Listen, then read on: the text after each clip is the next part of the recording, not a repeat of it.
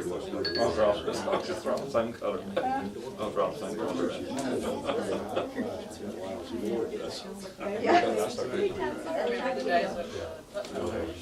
I was in Opal. I was trying to figure out How are you doing? it was yellow, white,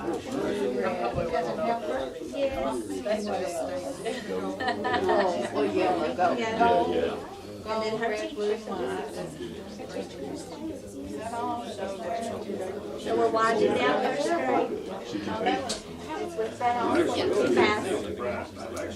there was a gentleman. You remember those days?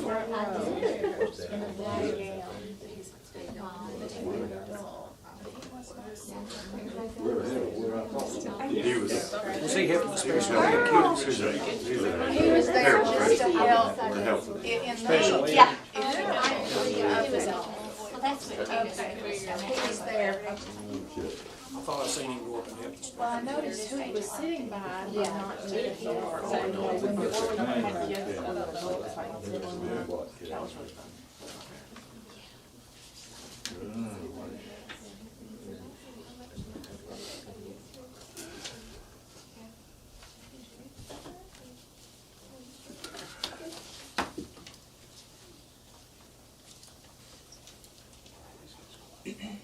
We got 5 minutes on it. Trying to get it started early. Recording Friday night. I saw The rain, we didn't have a chance to troubleshoot anything. So, when did you able to get it? Oh, yeah, we got it on, yeah. He learned well how to like disconnect to that, connect to that. We got it. Wasn't the easiest one we've done, but we got it. Pretty good. That's how she's always. Very sassy. I don't know why she's sassy. I don't think it's a bad idea. And there may be a hybrid where you use some of both, and some of those, and some of that. We'll be 7 soon. When's your birthday? I think it's on the right track. June the 7th. Yeah. Me and Ben, we have the same birthday, me and I did, yeah.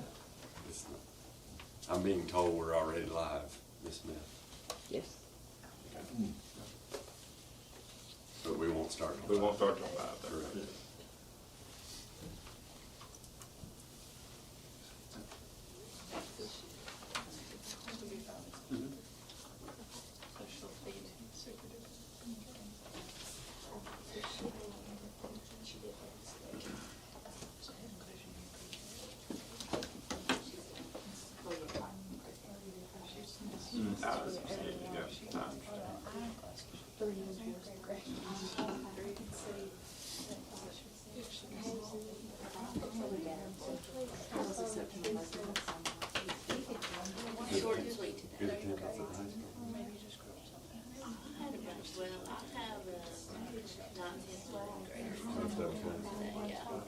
There was only one absent, so yeah. Well, that's pretty good. Used to it. I was shocked about that.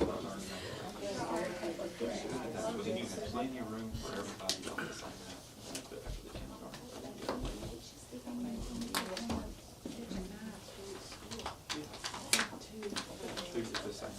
the kindergarten. Yeah, I know it's frustrating, and I don't blame you, I understand. I wouldn't. We should be able to organize that for all. For if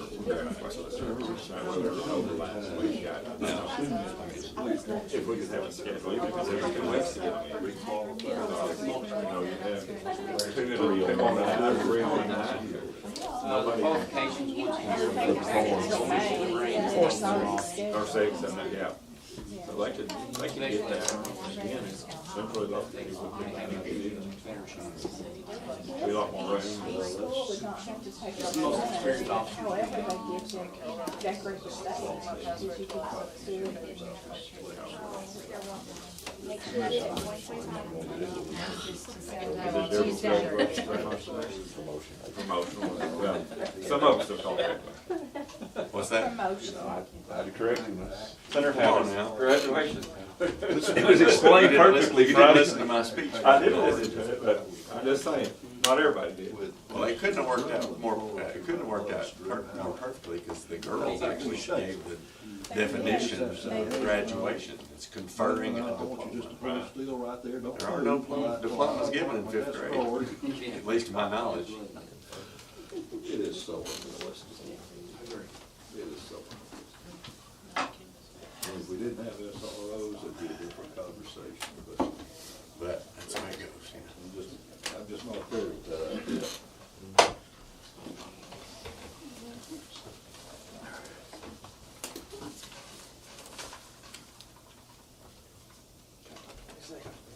Twenty seconds, 22 seconds. Thought you was about to make a run for it. No, He's been here, his Uber service got him here early, so Okay, yeah. he's ready. Ready to I go. thought you were Sam Cordell for a moment, 22 seconds. Yeah, he had the most accurate timepiece in McMinnville, that's right. Official timekeeper. Yeah, he was official, I remember that, yeah. All right, it is, at this time, we'll call this meeting of the Warren County School Board to order. I want to welcome everybody who is joining us here tonight, and for those who are watching online and want to follow along with tonight's agenda, it can be found at our website, which is warrenschools.com. Look under the board tab and then under meetings, and tonight's agenda will be there. Can I get a motion to accept tonight's agenda? Got a motion by Mr. Judkins. Second by Ms. Bess. Any discussions? All in favor say aye. Aye. All right. Let's see. Let's stand for the Pledge of Allegiance. I'm going to ask Miss Annabelle Colwell, student from Warren County High School, to lead us in the pledge. I pledge allegiance to the flag of the United States of America and to the republic for which it stands, one nation, under God, indivisible, with liberty and justice for all. Be seated. Can I get a motion for approval of tonight's consent agenda? So moved, Mr. Chairman. Got a motion by Mr. Colwell. Can I get a second? Second. Second by Mr. Bennett. Any discussion? All in favor say aye. Aye. Our motion carries. All right. We do not have any public comment tonight. Mr. Do Chairman, we want to? you missed it. That's the director's evaluation room. All right. So tonight we will be doing director evaluation results and contract considerations. So we'll leave the floor open for any comments, and we do have all our evaluations in. If there's any discussion, comments on this, on how we approach this. We do have a contract that if we do choose to renew Dr. Swallows, it is with a guaranteed at least 2% raise from year to year. So we'll take any comments or motions on approval for contract renew consideration for the 24-25 school year.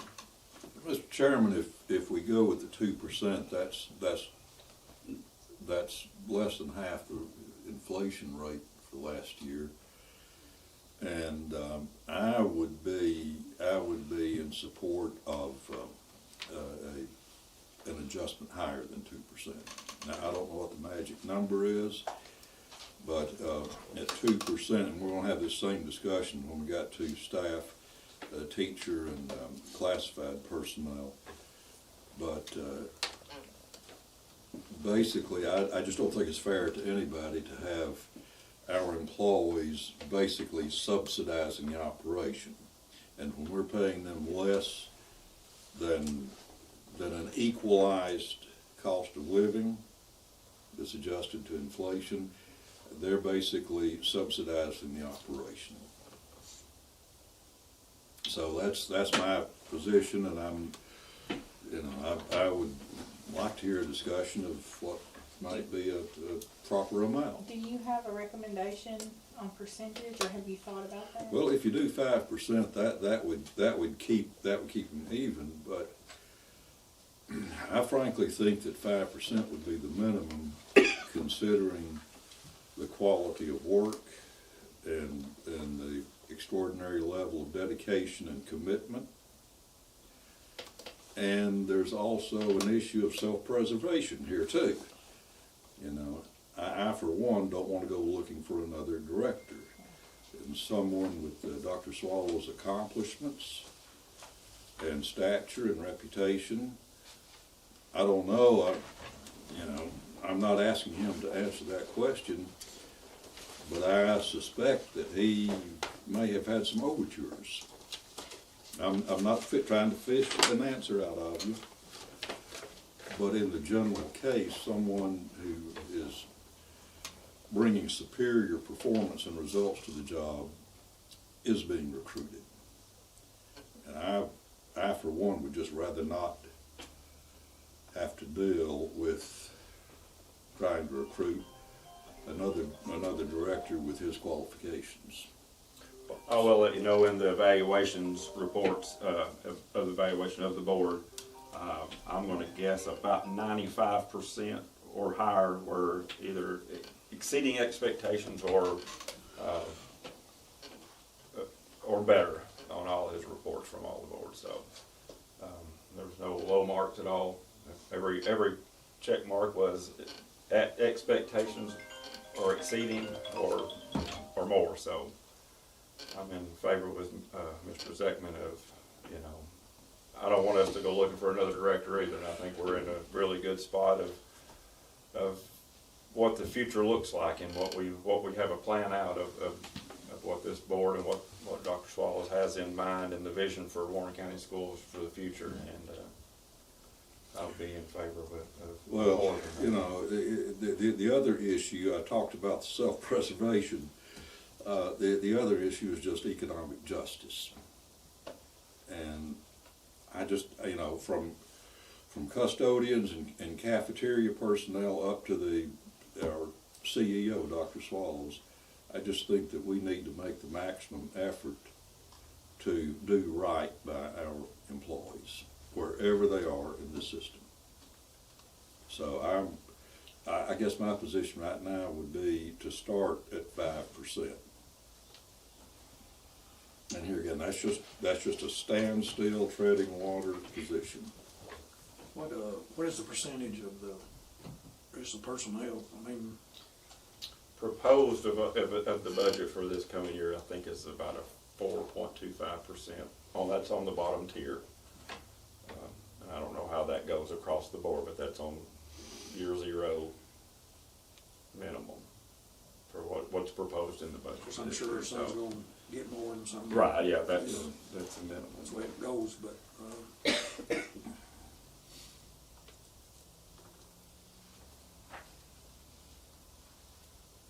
Any more Tanya, it looks like you're gonna say something. Any more comments on the floor? Do you want to make a motion on that, or Well, just to open up more conversation? just to make, I'm gonna make a motion for renewal and continuation of the contract with 5% increase. I'm making that motion so we got a second and discuss it. If you wanna talk about the exact size of the percentage, I would welcome that. I'll second it, Mr. Chairman. We got a motion and we got a second, so now any discussion, I guess we can open this up to a little more further discussion for a renewal of contract and a pay raise minimum of 5%. Anybody would like to have any other discussion about that? Do you have anything you'd like to add? Is this gonna be, the 5%, is that the low end of what we're giving employees? I've not looked at the total. So I can speak to that. We didn't do a percentage because that's what we try to get away from. We're just doing a straight dollar figure raise for certified. The recommendation would be $2,000 to every certified employee and $1,100 for every classified, an average of $1,100 for every classified. We did not do an average simply because we're just trying to get away from those averages or percentages. Percentage-wise, yeah, so it's different We percentages. can do that pretty quickly, but And to that, you say that probably equates about 4% on the bottom tier? If I'm looking at that right, at the bottom percent on that, 55,000. from 47,000 to 49,000 is about 4.25%, somewhere in there on that bottom scale, the lowest scale on that's on our certified staff. So, So our certified staff starting teaching hours will be 47,000 starting out. Be 49. If you accept tonight, If it'll we be set 49. tonight's budget, it'll Be go from 49. 47 to 49. Okay. Yeah. I couldn't remember if it was 45 last year or 40. No. Trying to get to that magic 50,000, right? Yeah. Yes. And with that being said, we are, I believe, ahead of the curve on that. That magic number of the 50,000 that the governor. Yeah, and that's where. So we're in a good spot on that, getting there, without blowing the budget up. So.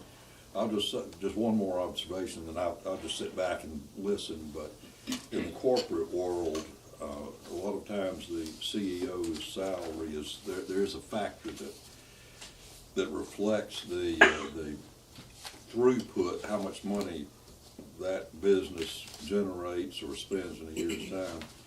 We're looking at next year's budget of about 72 million. And I don't know what a corresponding CEO in the private sector would make, but running a $72 million business, that's going through well over $1.5 million a week. And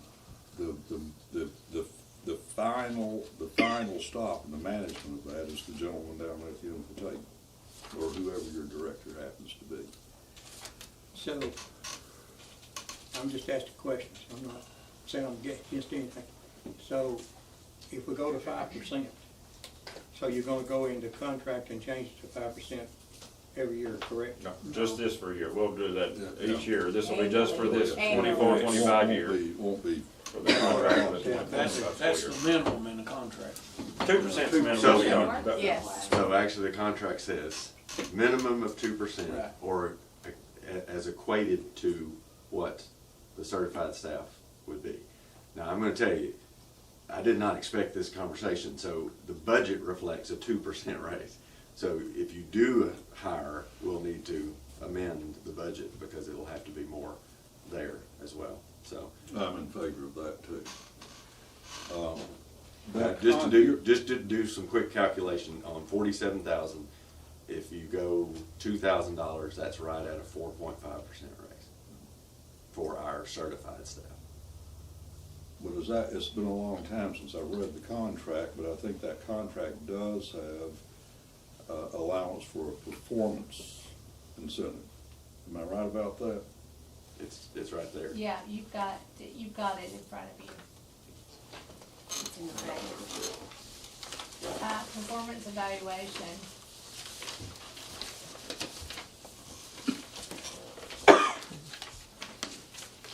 It's number 16 is the.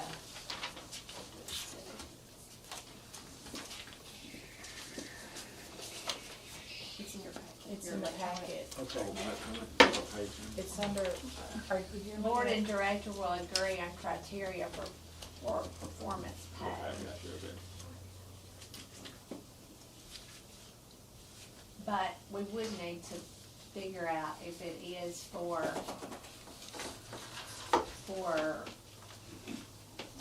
just 1 year, we'd have to somehow write that in there, because actually what y'all are doing is adding a year on to the term. It's a 4-year term. So actually, we're adding 3% to the original contract, which would make it 5%. Because it wouldn't, you couldn't add 5 to what he's already got, that'd be 7%. Yeah, we're talking about a total of 5. Right, but you said for this year only, that's, Yeah. okay, so we just need to clarify that in the contract with an addendum that says that it's gonna be 5% for this year only, Mhm. instead of, cause you're adding years to the end of the contract now, we're in 2028. If we need to So- amend the contract, assuming we would have both sides in agreement, we'd have to have his. So again, there's precedent for last year. We went above 2% last year because it was equal to what, we averaged about 10 to 11% last year. So what was stated was just a dollar figure in the first part, and then the language stayed the rest of the way. The 2% language stayed the rest of the way and would stay. So ultimately what you were discussing would be potentially changing number 1 in the contract to That'd be the easiest way. to a higher dollar figure, and then allowing the contract to stay the way it is for the next 4 years. Well, So they'll be, yeah, acceptable. I'm not amending your proposal at all, but when you put dollars on the table and our employees are getting a 4.5%, roughly thereabouts, you know, I think we would be in line at 4.5%. I would find that a I friendly think that's amendment. very complimentary of Grant and also showing, you know, respect to our employees who are getting the same raise. Well, if that's the suggestion, then I will amend my motion to make the adjustment 4.5% for the year immediately ahead. I will second that motion. We got a motion for the 4.5% and a second by Mr. Colville. So what is that saying though, that we would need to go in and redo this pay scale? No. No, So you just want to amend the put that budget. Just in amend the item budget. number 4, compensation. That's right. Okay, The amount, the dollar amount, change that in item 4, compensation, rather than in the percentage. in the percentage, okay. And we'll need probably to add some explanation, I mean, well, we'll just put the motion with it to explain why that's different than the one that was presented. Well, apparently, I mean, the way it appears, you can get the 2% plus a 2.5. Yes, Yeah. Correct. yeah. Yeah. That's Is be that- exactly That's right. how it works. Well, we're just gonna do a 1 year that's gonna have a 4.5% and then, how's that gonna work? So So, I think you would just do the math of the 4.5% and put it in the line that has, the you know, the blank line in 12 monthly installments. And then you would keep the 2%, for next year.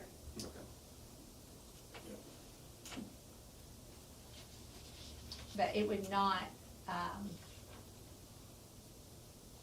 during the term of the contract, each time an annual evaluation reflects that the director, so this would be for the next evaluation, would go back to 2%. So that would effectuate what you're wanting to do, and then next year we go back to 2%, then next year you make a decision what you wanna do. All right. Any other discussion on that? Is that, everybody be willing to take a vote on that, or do we need some more discussion on that? All the questions?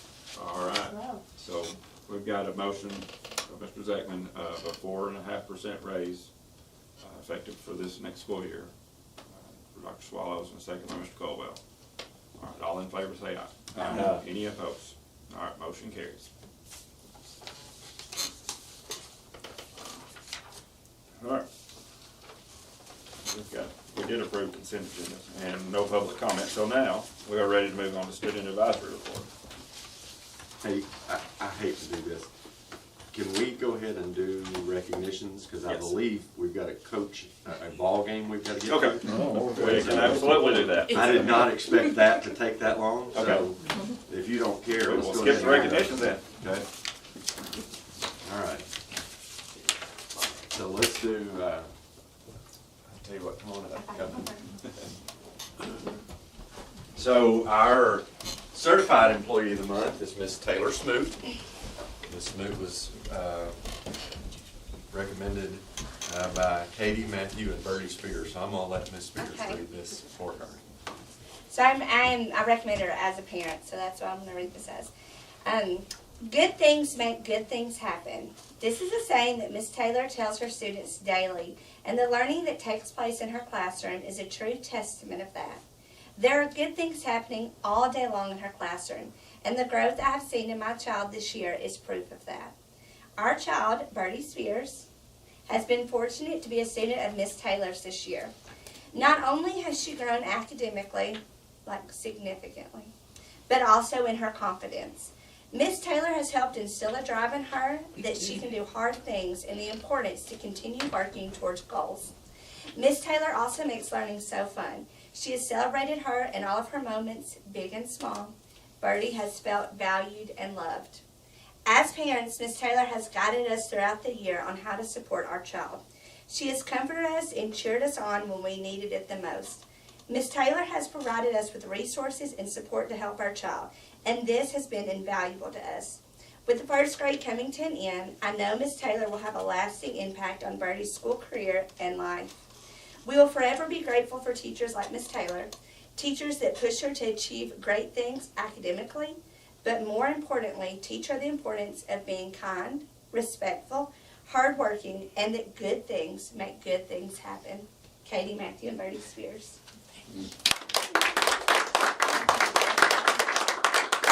I don't think you can say it any better than that, so let's just take a picture. All right. Congratulations. All right, Thank you. come right in here. Okay. And I want you to hand this to her. How about Okay, so that? you come on this side. You can come on You this come right side. here. You want to come on this side? All right, here. This good?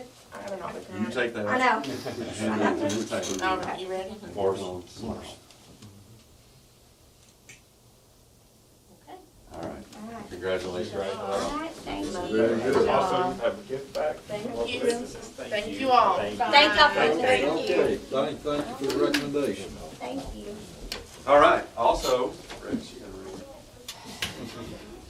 Come on, Rex. Come on, Miss Tanya. So our classified employee of the month is Miss Tanya Smith, nominated by Mr. Rex Crabtree, so I'm gonna let him read what he wrote. Okay. Tanya Smith is one of the hardest working, caring individuals we have at Eastside Elementary. Tanya always has a smile on her face. She has a great relationship with all our staff and our students. Not only is she great at her job, she also did her heroic deed. In our cafeteria on April the 8th, a student began to choke on their food.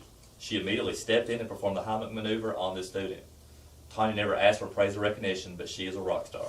The mother of this child was so thankful, she pulled over to the car line to hug her, thank her, and cry with her. Here are some quotes from the teachers that Tanya helps each day. She shows so much love and concern not only to my students, but to all students. Each morning she takes time to touch base with my students.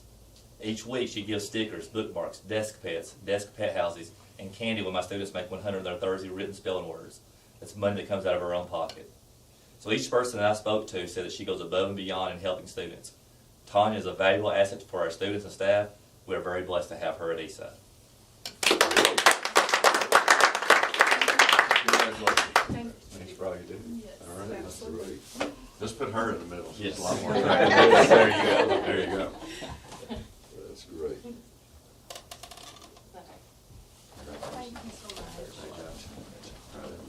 And you guys can go back too. Thank you. All right. Y'all are welcome to stay, but you don't have to stay. Rex, ain't gonna take us up on that offer? Y'all are doing awesome.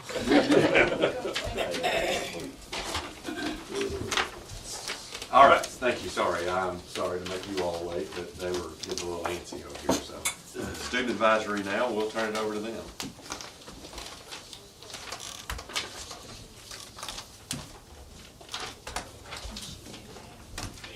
Get it?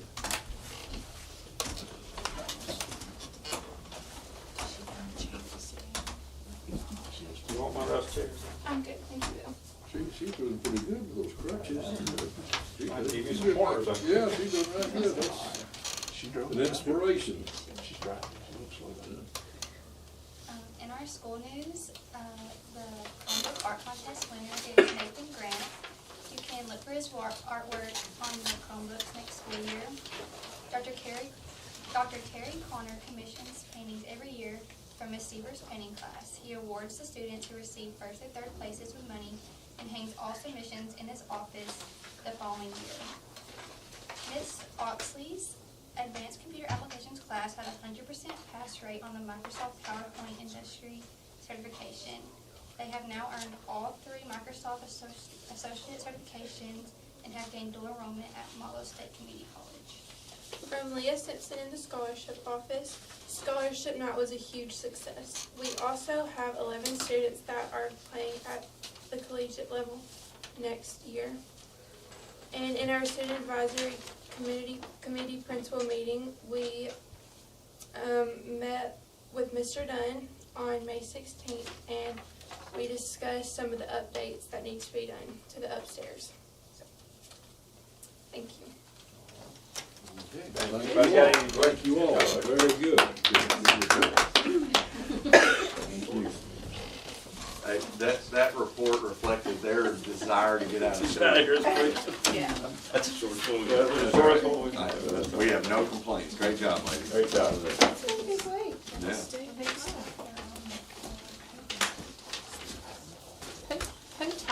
Who does the report? You do, I okay, did. yeah, and, okay.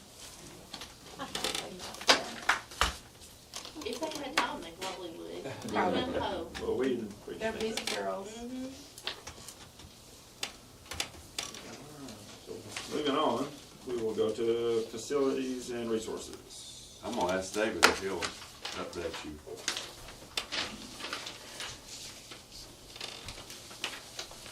As far as construction updates for this month, the first one, I'll start with Centertown.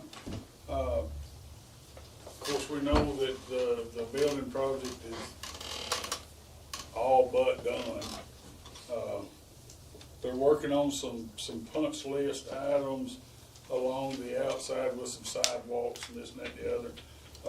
They were on site, the contractors were on site today working, so they'll get them knocked out pretty soon and we can get that wrapped up. That's a good thing. I think that company, Same Construction, has done an excellent job as far as, you know, keeping up with deadlines and this and that and other. They finished well ahead of the actual time limit they had. The COVID center here, they are hanging sheetrock and they've just about got all of it done, all of the sheetrock hung.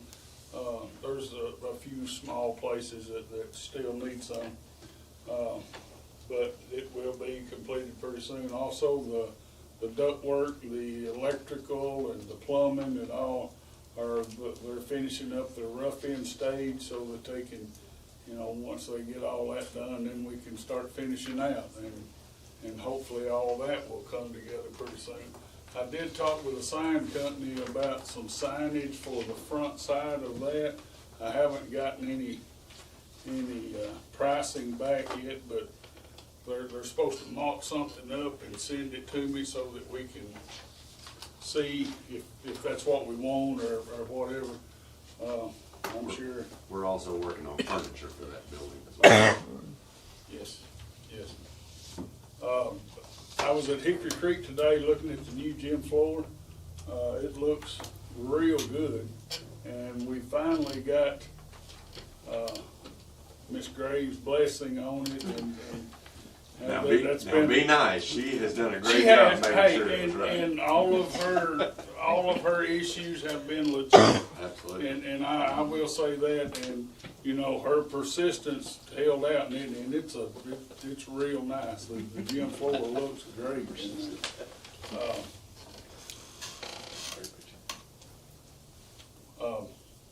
The roofing project at Warren Connect, that went real quick. It didn't last but about 2 weeks. It's complete. Like those. Yes, it is complete, and we're in the final stages of getting everything paid, and they do like a little bit of metal work on some gutters and this and that and the other, but for the most part, that building is in the dry now. And that's all I have as far as construction for this month. Do we have an updated date on the COVID center? That'll be my question, so. On completion or? 2027. Okay. No, I'm sorry. They're saying the end of July. Okay. That's what we were told just this past week. Is that not right?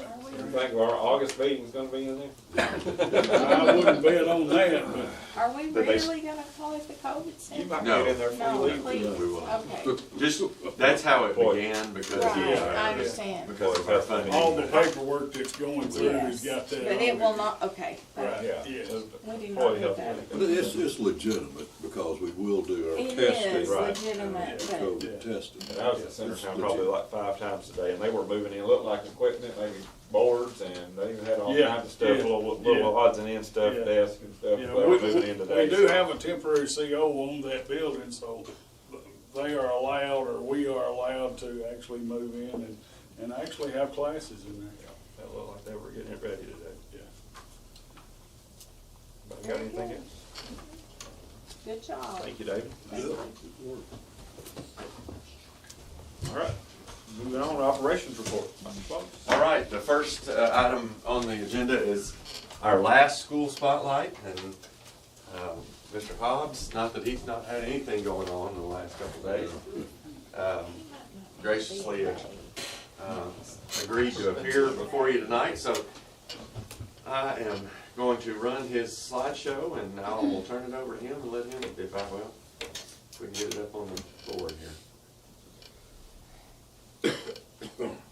My apologies, but Mr. Hobbs, welcome. Tell us all the news that is news from Warren County High School. Well, it's there. So we're still there. So just a little bit about Warren County High School and talking about us, of course, introductions about, of course, myself, executive principal, and then our 5 academy principals, Anthony Lippy, Philip King, Penny Shockley, Jacob Dunn, and Miss Giesling, Anna Giesling. We have 139 teachers, around 45 support staff, kind of narrowed that down, and then we have around 1790 students, so roughly around 200 employees that we have in our small city of a school. And of course, we kind of a little argument and everything about when it was built. You know, we were looking at it, and it was like, I said, why don't we just go look at the plaque outside? So built in '94, as you can see, you know, the diagrams of it. You know, looking at the structure of it. Hopefully one day we can kind of maybe expand or do some you know, work to it and everything, but we've been kind of doing some little cosmetically. Of course, athletics, as you can see, this is what we offer in our athletics. We are looking at, interestingly enough, about possible flag football, girls flag football, since that was approved by TSSAA. We've been talking with Dr. Swallows, but also Todd Wilmore, things about that, just trying to find out a little bit more about it. So that's a possibility we could add that as a sport into our athletic program. Thank you. Clubs were offered, that we offer at Warren County High School, you know, too numerous to list, as you can see, but one great thing about the high school has been our sponsors.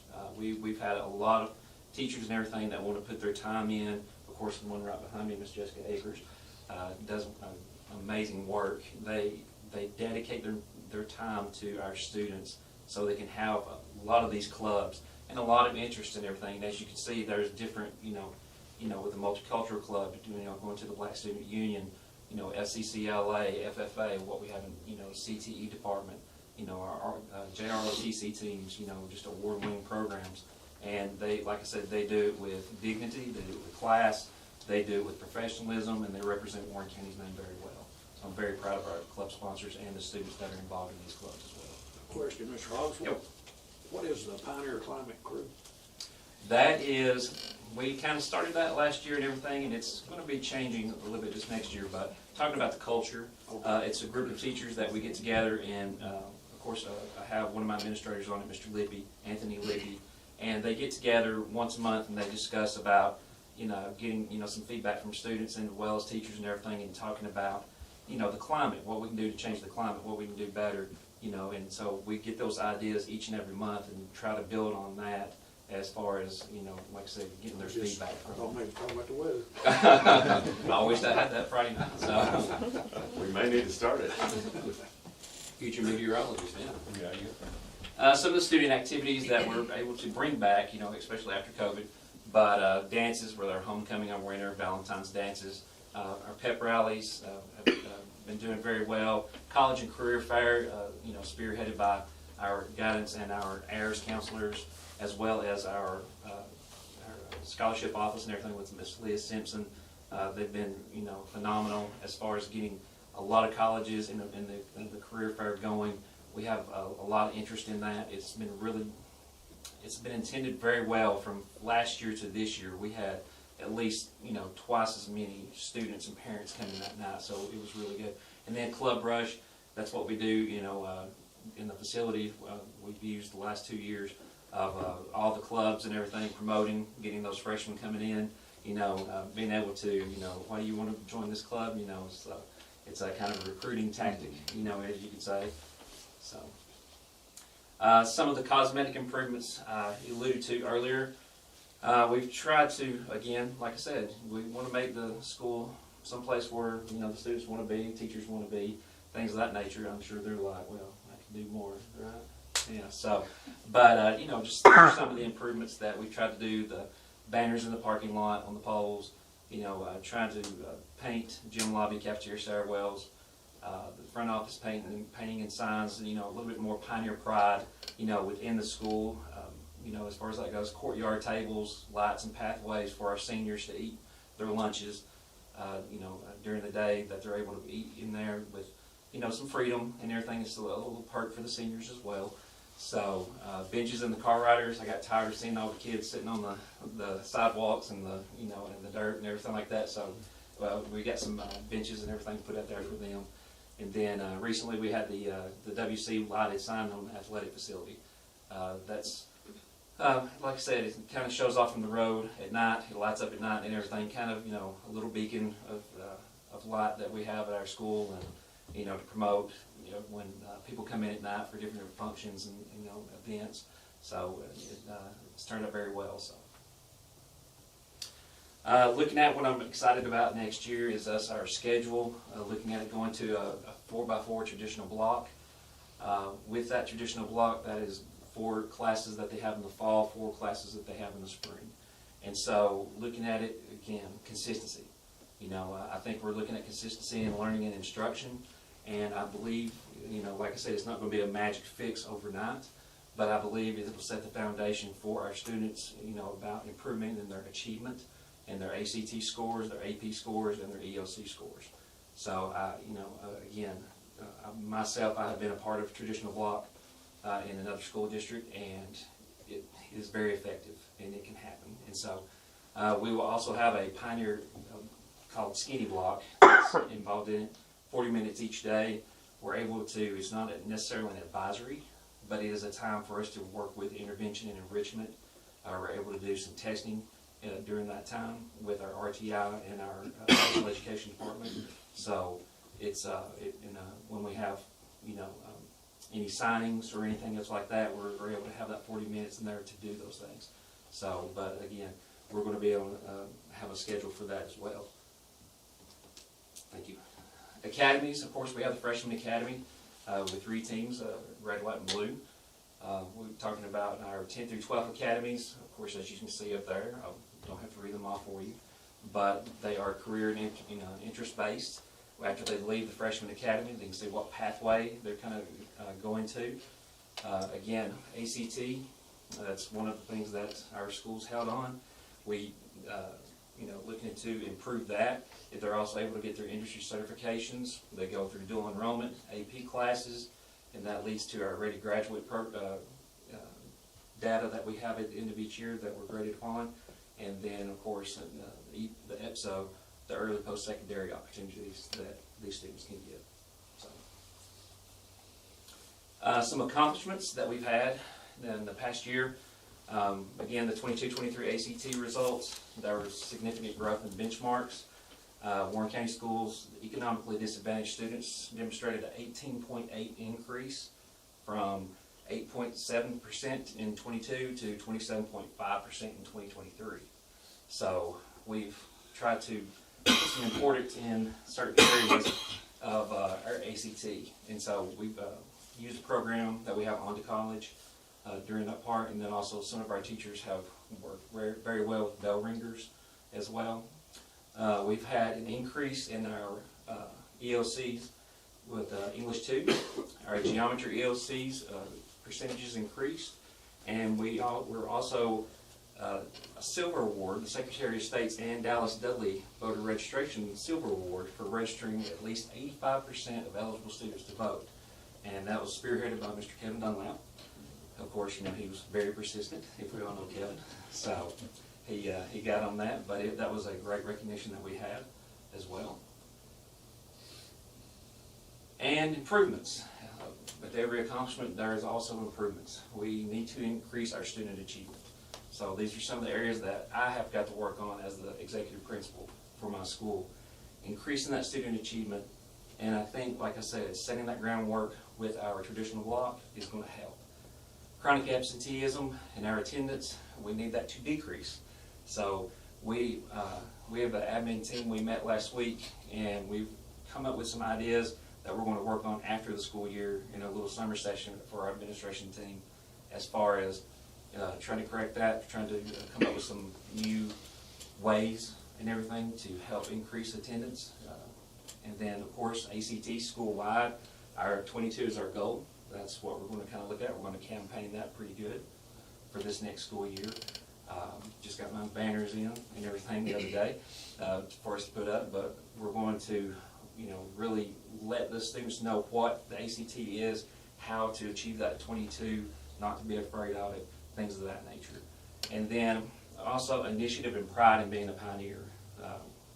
We've got to do a better job of that, as far as not just going to Warren County High School and being a pioneer, a lady pioneer, but also having that pride in it, especially after you walk across that graduation stage. You want to be able to give back and come back to that.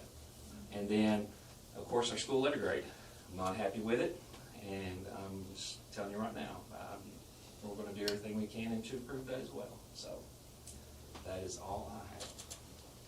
All right, questions or comments for Mr. Hobbs?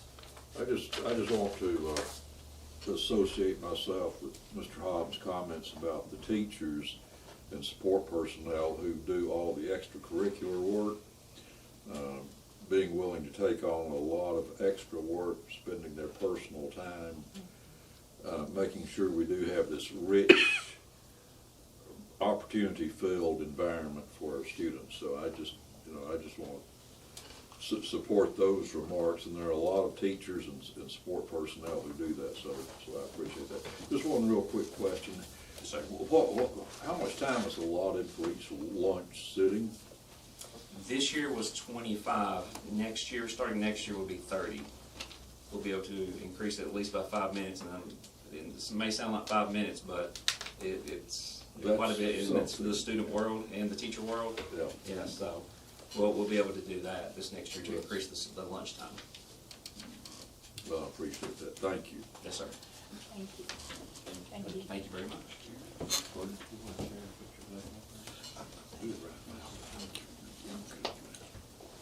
All right, thank you, Mr. Hobbs, great job.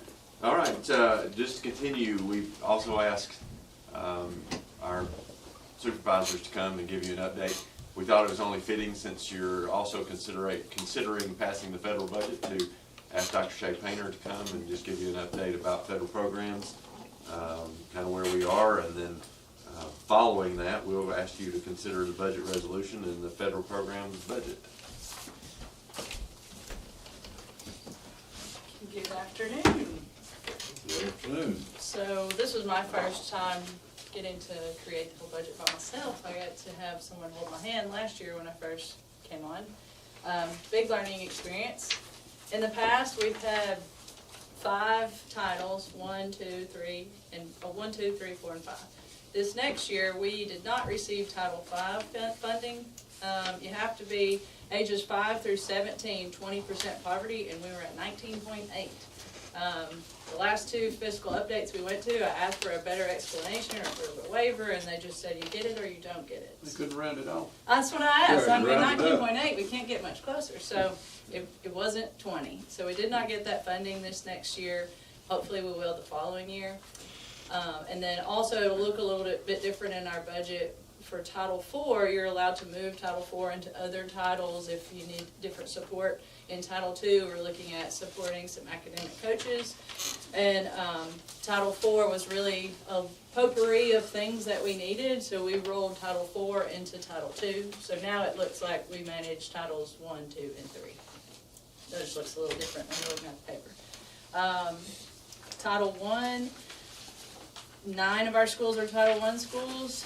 That pays for some teachers, some educational assistants. A lot of those, mainly those, do RTI to those schools and help kids that need a little extra boost with math and reading. It also supports the fringes and subs that would come for those teachers. Supplies and equipment for Title I to help out the GP side of purchasing Chromebooks and things like that. We also are required to do family engagement through after we receive federal funds, so there's an allotment for each school to do that.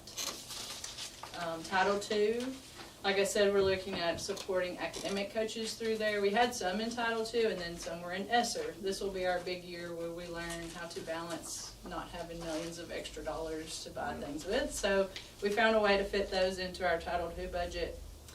Title II also pays for PD travel for teachers, or when we're doing in-district things, we can pay for a sub to have them come so they're not having to do after-school work, to work on ideas across the district. And then Title III would be where we support our ESL students. We purchase curriculum, PD for ESL teachers, and they also have a family engagement component in their budget. I put some different, there's a chart I attached behind the allotment page, and then different, just a collection, that's where I read those ideas from, but then the totals that go in there. Are there any questions about any of those? Where do we get the county poverty rate? Does the Fed just hand us that and say this is it? Well, it comes through with registration, and then we get our ED count through nutrition, so we get an update every month, and for the last few years we've used that April count with our most recent registration to form our budget around. The last time I looked, which was actually last week, we were at 22% U.S. Census, 22% poverty. Warren County was one of the, what do you call it, top 10 or bottom 10 in terms of poverty rates. We were right even with Cobb County. I'm glad you brought that up too, because that Title V is from lagging data. That was from 2 years ago. So maybe as we come through, that's why I think Title V will come back, because we have had that slide. Okay. Well, the reason I ask that is just if there's some basis for appeal of that decision, if we don't get qualified by missing it by 0.2 of a percentage point. You know. Well, I asked that's them just a question, you know. It's a good thought. When we were in Fall Creek Falls a week ago, there was a fiscal workshop to work on some of these things and talking about blending funds and the loss of ESSER. Cumberland County, they were 19.7. He was very adamant about asking about Title V. Yeah. They really didn't give us many answers. Somehow he slipped through, and 3 years ago they were 19.4 and still got it. I was like, well, wow. 19.8 is a lot higher than 19.4, but our commissioner didn't really give me much information about if there's not a waiver. It's you either get it or you don't. You either qualify or you don't. Yeah. Well, I mean, my issue with that is who's presenting the numbers, because there are different methodologies for producing that. So the federal government presents theirs, and then that comes down to the state, where the state actually takes that and pushes the money out to the districts. Yeah. Biggest reason we know that is because they were audited in the last year, and actually it's been determined that they were shorting the districts, not on purpose, but just through an error, and they have been made to go back and give more federal money over the course of the next year or so to the district. So they are monitoring it. They are, I do hold faith that they are doing it as well as they can. And unfortunately, if I get caught going 72 miles an hour, I still get a speeding ticket at 72, regardless of whether it's 72 or 69.5. So, unfortunately, I think we're probably stuck with that. I think you've said in the past they've not really adjusted that for inflation as far as the poverty rate either. So that is hurting a lot of well, salaries are going up because they have to, to keep up with what's going on, but that level is not changing at all.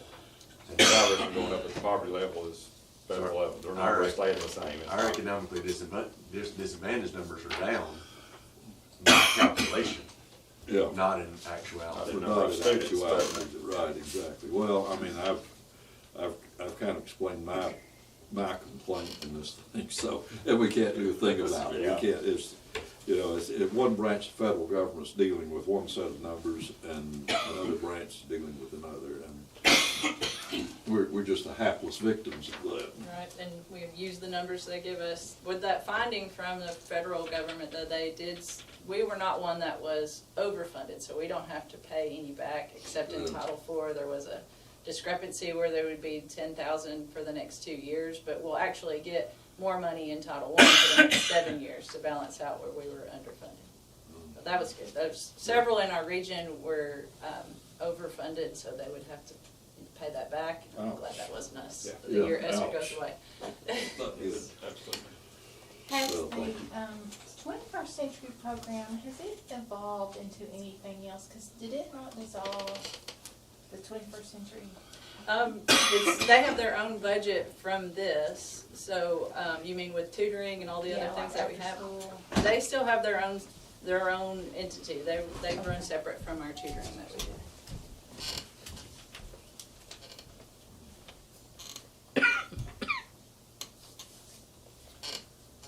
I think they're pretty tied to enrollment numbers too for theirs, for their budget. So there may be kids that need both, and then once they're full, they would go into other tutoring programs that we have. Anybody got anything else? Thank you very much. Thank you. Thank you very much. Thank you. Did an excellent job. Yeah, absolutely. Presenting like this, yes indeed.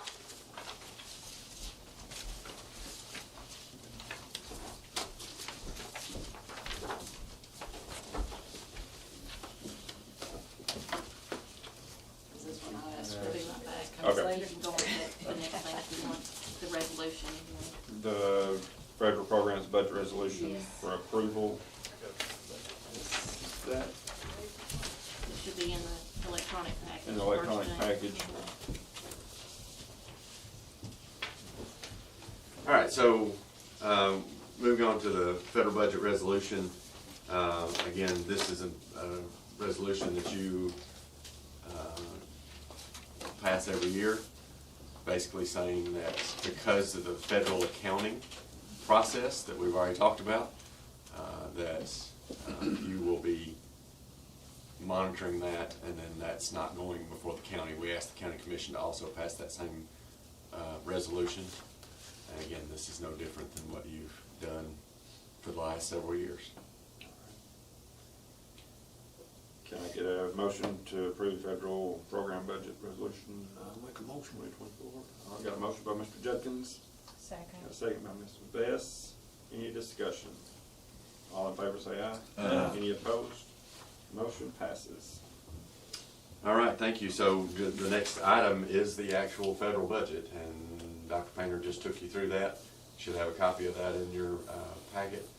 And so again, to you for your consideration and or approval. Can I get a motion to approve the federal programs budget? Make a motion, Mr. Chairman. Motion by Mr. Colwell, Second. second by Mr. Zeckman. Any discussion?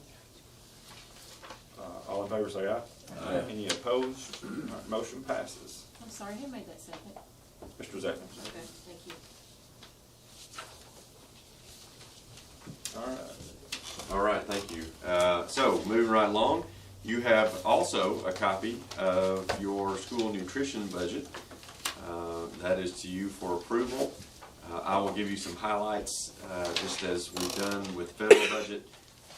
This is really a very clean budget. Renee Griffin does that for the school nutrition department. She's done a very good job with this. It's a clean budget. I will tell you that any increases are reflected of the potential pay raises that would be considered by our salary schedules. I will also tell you that our revenues are down from a year ago and even further down from 2 years ago. And here's one of the big reasons. Our COVID restrictions are no longer, we cannot feed like we were able to during the time of COVID. During COVID, for breakfast, you could go in and just grab and go breakfast and take and be gone. Now, that is no longer an option. You've got to come and go through the line and put your number in and do the whole 9 yards. So that really led to a decrease in the number of students that are eating breakfast, especially at the high school level. It's still fairly static at some of our younger, or our elementary schools and middle school, but the high school breakfast numbers are really down. One of the things that Ms. Mulliken has proposed is potentially having what she calls a vending machine breakfast, where they put the same breakfasts that they have on the line in a vending machine, and students, obviously it's not gonna be the hot breakfast, you're not gonna be putting biscuits in a vending machine, but something that they can come and put their lunch numbers in or their cafeteria codes in and be able to get a breakfast, and then we can get funding that direction. So it's, like I said, pretty static budget, and really would be happy to answer any questions that you have about it. But I would propose that you pass that budget tonight as well. So can I get a motion to propose, to approve the school nutrition budget for 2024? So moved. Got a motion by Mr. Zachman, and a second by Mr. Judkins. Any discussion on that? At the bottom of this, it talks about needing to replace some ovens and warmers and coolers. Do you foresee that we'll be able to do that? We do. If you look at, let's see, if you even look at line 73,100, 336 maintenance and repair services, we budgeted 80,000 last year, and we've only spent 26. That's a part in tribute to Mr. Pettigo doing a really great job of just fixing things on his own. And so that's freeing up some money to be able to take care of that, as well as having some other lines that I think we can make those purchases. That's what I was going to ask, if those things were included in this budget. Yes, sir. Yeah, So like the vending machine and all, or would that be something that's already included in this budget? That would be explanations of any unusual or increased budget account requests. They are putting that down there for you all to say, this is in the budget. This is in the budget, okay. Yes. Yeah. As you can see, 710 has 500,000 in the budget. We spent 154,000. That food service equipment such as vending machines or ovens, it could come out of there. I guess the only question I have is, since we're under the community eligibility program, students still have to put in their numbers? They do. What's the rationale? I think it's just an accounting, making sure that we're following and they're tracking how many meals we serve and all of the things that go around that. One of the virtues of that program was to speed things along so that the kids could get fed. And well, again, I think that does speed it along. They're not having to load money into their account. They're not, you know, it's still but they one have of to put the, in their personal number. if you heard Ms. Mulligan when she was here a couple months ago talking about the audit, one of the things we got written up on was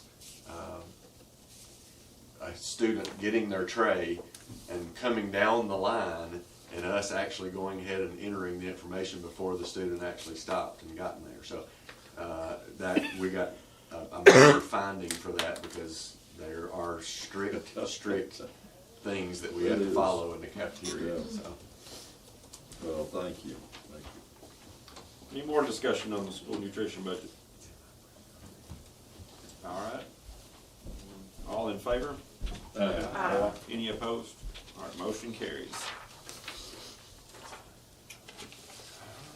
All right, so let's move along to talking about the general purpose school budget. Lots of numbers tonight. So you have a copy of a proposed budget in front of you. I'm going to give you some highlights, and again, I feel like in this, a lot of times, the best thing to do is to let you ask questions. So we've already talked about this to an extent, but we've provided you in your papers tonight a new salary schedule, but let's don't go there yet. This budget reflects a increase of $2,000 for certified staff. If you'll remember last year, the schedule that you adopted and that we proposed, we cleaned that up to where the top number is a round number, and then every step raise is $400 from year 0 all the way to year 30. So ultimately, if you give that certified raise, you take that top line of the salary schedule, and as we pointed out before, this year it was $47,000. With a $2,000 raise, it would move to $49,000, and then you could figure your step raise after that. There is an estimated 7% increase in medical insurance premiums, so this budget reflects that in there. They are also decreasing the legacy retirement contribution from 6.81 to 6.36. Again, those are estimates. We estimate on the high end. We hope that that comes down to our favor, but ultimately we put that in this budget as well. This is science textbook adoption year, so we've estimated it at 1.5 million. The fiscal year 26 adoption, but we will be purchasing in fiscal year 25. We are still continuing to pay the ESG loan and bond payments. That's included in our capital projects, and that will be for the next several years as we continue to see savings from that program. Also remember that the summer learning camp is a requirement by the state, but they are funding that, and so this budget reflects that money that's coming from there, as well as the Innovative Schools Grant. We are in year 3. That is a CTE initiative, and so that money has been reflected in that. Voluntary pre-K has enough funding to cover salaries only. If you'll remember, pre-K was funded through the state prior to TISA coming in, but ultimately that's now become our responsibility. I will tell you that Warren County does fund above the level. You all have chosen to fund above the level of what the state funds. We actually have an additional classroom than what comes in through the grant funds with pre-K. And so we did increase about $40,000 in that line item to cover some salaries. We have continued to have money in our budget for the medical clinic. I think that's been very well received by our employees. And so we have continued to put that in there. Just to the last line, you heard Dr. Painter talk about the fact that this is the year, last year we can guarantee that we'll have some ESSER money. We have gone ahead and spent some of our ESSER money as it moonlights this summer ahead of this budget, and so we will be taking on some more ESSER things back into GP next year, but ultimately we tried to make some strategic investments with that. Now, with that all being said, understand, and I've taken you through this, TISA, the TISA funding model is estimated, the base is going up from $6,860 to $7,075, so that's increasing our revenues right at about $1 million. And so ultimately that is reflected in why we are offering the salary raises, or how we're able to offer the salary raises that we're offering. Again, you all have mentioned this, we've talked about it mostly already. The governor's initiative is to get to a minimum of 50,000 by 2026, 2027. I do believe we are well ahead of that pace, but we have to keep that momentum. So as long as our enrollment stays where it is, I do believe that we will hopefully be able to get where we need to be by that time. Again, a pretty static budget. I will tell you that at the end of it, when you get down to the bottom numbers, you're looking at a budget of around $2.5 million that we would potentially have to go into reserve if we don't meet everything that we've anticipated. That is commonplace for school systems to be able to have some I guess cushion is the right term, because you never know exactly what's going to happen with the fact that we may have to go up. You're going to consider in just a minute a few budget amendments on this budget because gas prices and transportation have continued to rise. So ultimately we try to put some cushion in there for that. I will say, and I don't know the best way to do this, Dina, but in the line for Office of Superintendent, because you've now changed that dollar figure, we've had to make some updates. So Dina is making you a copy of that. It changes it by roughly about $2,000 to $3,000, but at the same time I don't want you to pass a budget and then the first budget amendment out of the gate is July 1. So if you would potentially consider looking at this new copy, you may want to consider taking a 5-minute break to look at that, or you can look at it as a working copy, however you want to do it. That's the only thing that's gonna change on it, right? Yes, sir. You know what, Dina's right on. Right on. That thing fast. We're making her work hard I'll tonight. tell you what, see. Where is the, what's the Okay, line item? so if, I will tell you, it's on page 6. 6? Got it. No, it's Office of Superintendent. It is on page, Page 6 on Mine the says 6. 72320. oh, I'm sorry, I've got it, yep, I've got a different copy. Page 6, you got it. Yes. So it will affect, now, 72,320, it will affect 101, that is above, she just cushioned that, that's not the actual number, but again, it'd rather it be cushioned, and then it changes 101, 201, and 204, like I said, but roughly about $3,000.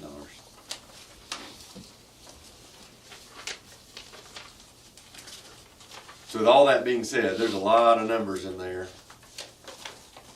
I will tell you that we worked really hard, I think, and I continue to say this, it's because of your leadership and you all continually saying we need to pay our employees more.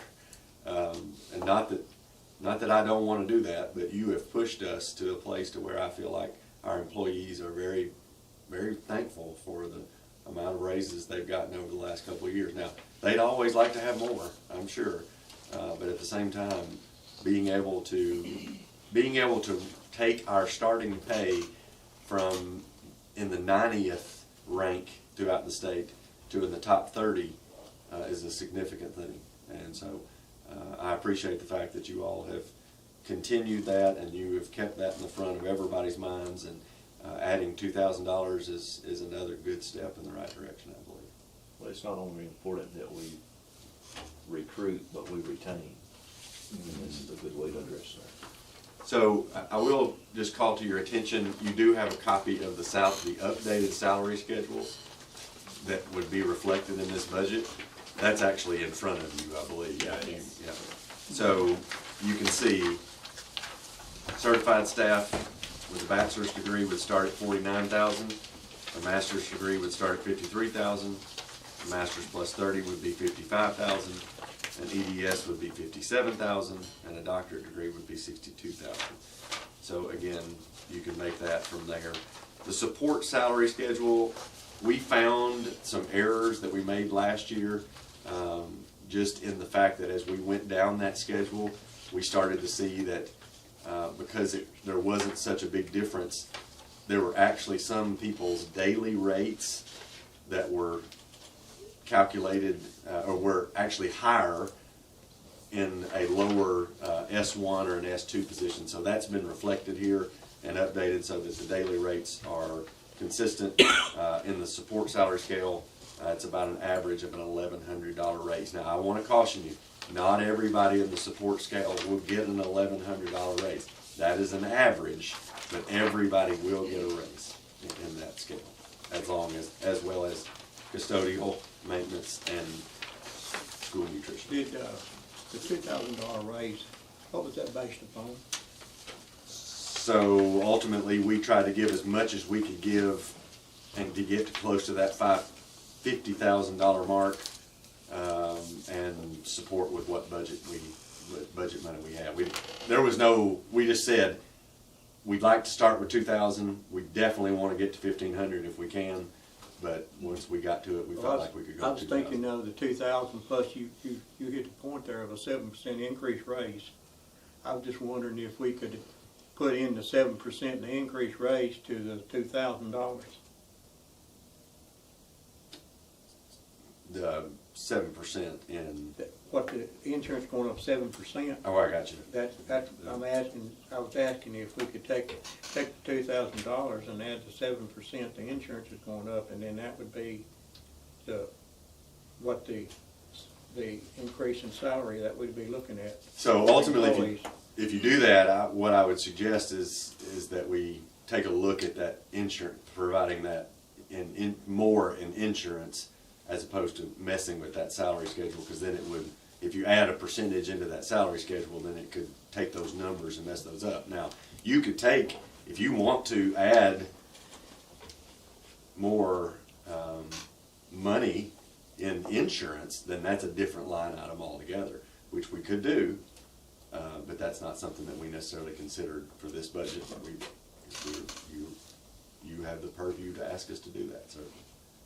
So I just wonder, because we hear so many times that, they're getting a raise, but then when you turn around and look at what the state's charging them for insurance, they're really not getting a 4-point-something% raise. Certainly. They're nowhere close to that. Sure. That's what I'm looking at from my standpoint for the employees. Sort of robbing Peter to pay Paul. Correct. And Well, I'm sorry. I just want to ask you, do you have any idea just approximately what our participation rate is in the insurance program? No, sir. I mean, we could easily get that. Now, there's much more participation in the certified than there is classified, because ultimately, that's one of the reasons we felt like the employee health clinic was important for those classified individuals, because many of them can't, to Mr. Bennett's point, be able to afford the insurance. That's helped. Because, Yeah, it's helped a lot. A lot of them just literally working for insurance on the classified.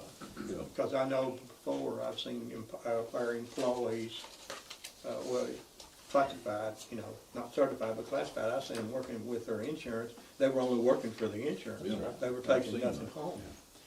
And that's why I'm saying, we were looking at, when Tanya talked about 4.5%, then, that's why I was asking what it was based on, the $2,000. Because if you look at $2,000, it's not a 4.5% raise, I don't believe. could I make a suggestion? Because we don't know exactly what that percent is yet, in times past, we have gone up on our insurance in the January month, because then that's when we know exactly how much money is going to be changed. We're estimating a 7% increase. So, excuse me, would it be something that you all would consider, once we know that rate, then we could potentially determine taking some money out of reserve and putting that toward their raise in January to try to offset that. Now, that's just a suggestion. If you want to try to go back and add now, you can. We'll just have to do some recalculation. I think that your suggestion has a lot of merit when we've got to, not just on the insurance rate and what that increase looks like, but where we stand on reserves. Because the rate will not increase till January. So it will not change their pay until January. So if you would like for us to research that and come back to you with a proposal to say we're going, because we've done that, we did that I think my second year to lower the insurance premiums. We've just put a lump sum in the budget. Just with an amendment. But I think that too is that we have to look at our certified employees or our classified, that are certified, especially our certified, that they don't have, they're not taking the state insurance. So we probably need to look at compensating them as well. Classified as well. I do think yes, it is important, and I do think to the board's point, the employee health clinic has probably made a big relief from my understanding. What feedback I've gotten is, that has helped offset some of that cost, and I think we've done a big portion of that. But I also agree that we could look at doing some more, and I kind of agree with that. Let's see what that number's going to look like at the beginning of the year, and see what we can do from there.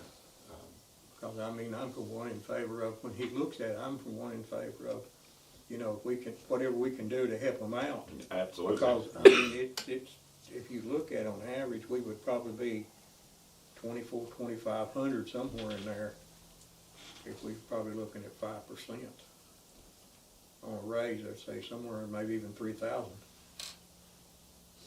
We have a schedule of when we might look at potential insurance for our employees, and the benefits that pays to them? So again, I mean, insurance rates will change and be in January. We'll know that by October, generally.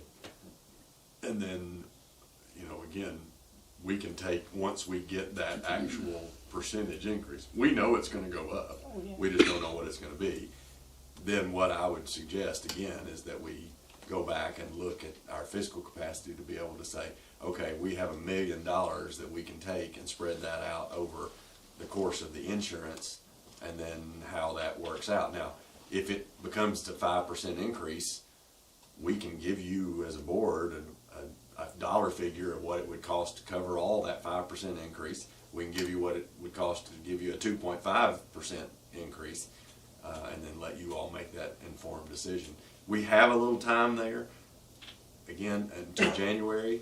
However, this is your authority is to set this budget. So if you tell us tonight, I want you to go back and look at that, I would greatly hope that you don't do that, but I understand where you're coming from and do not want to discount the fact that you want to give more money toward insurance. I mean, the $2,000 raise is a thing, but I think that, just showing good faith to our personnel, give them all we can give them, you know, instead of losing them.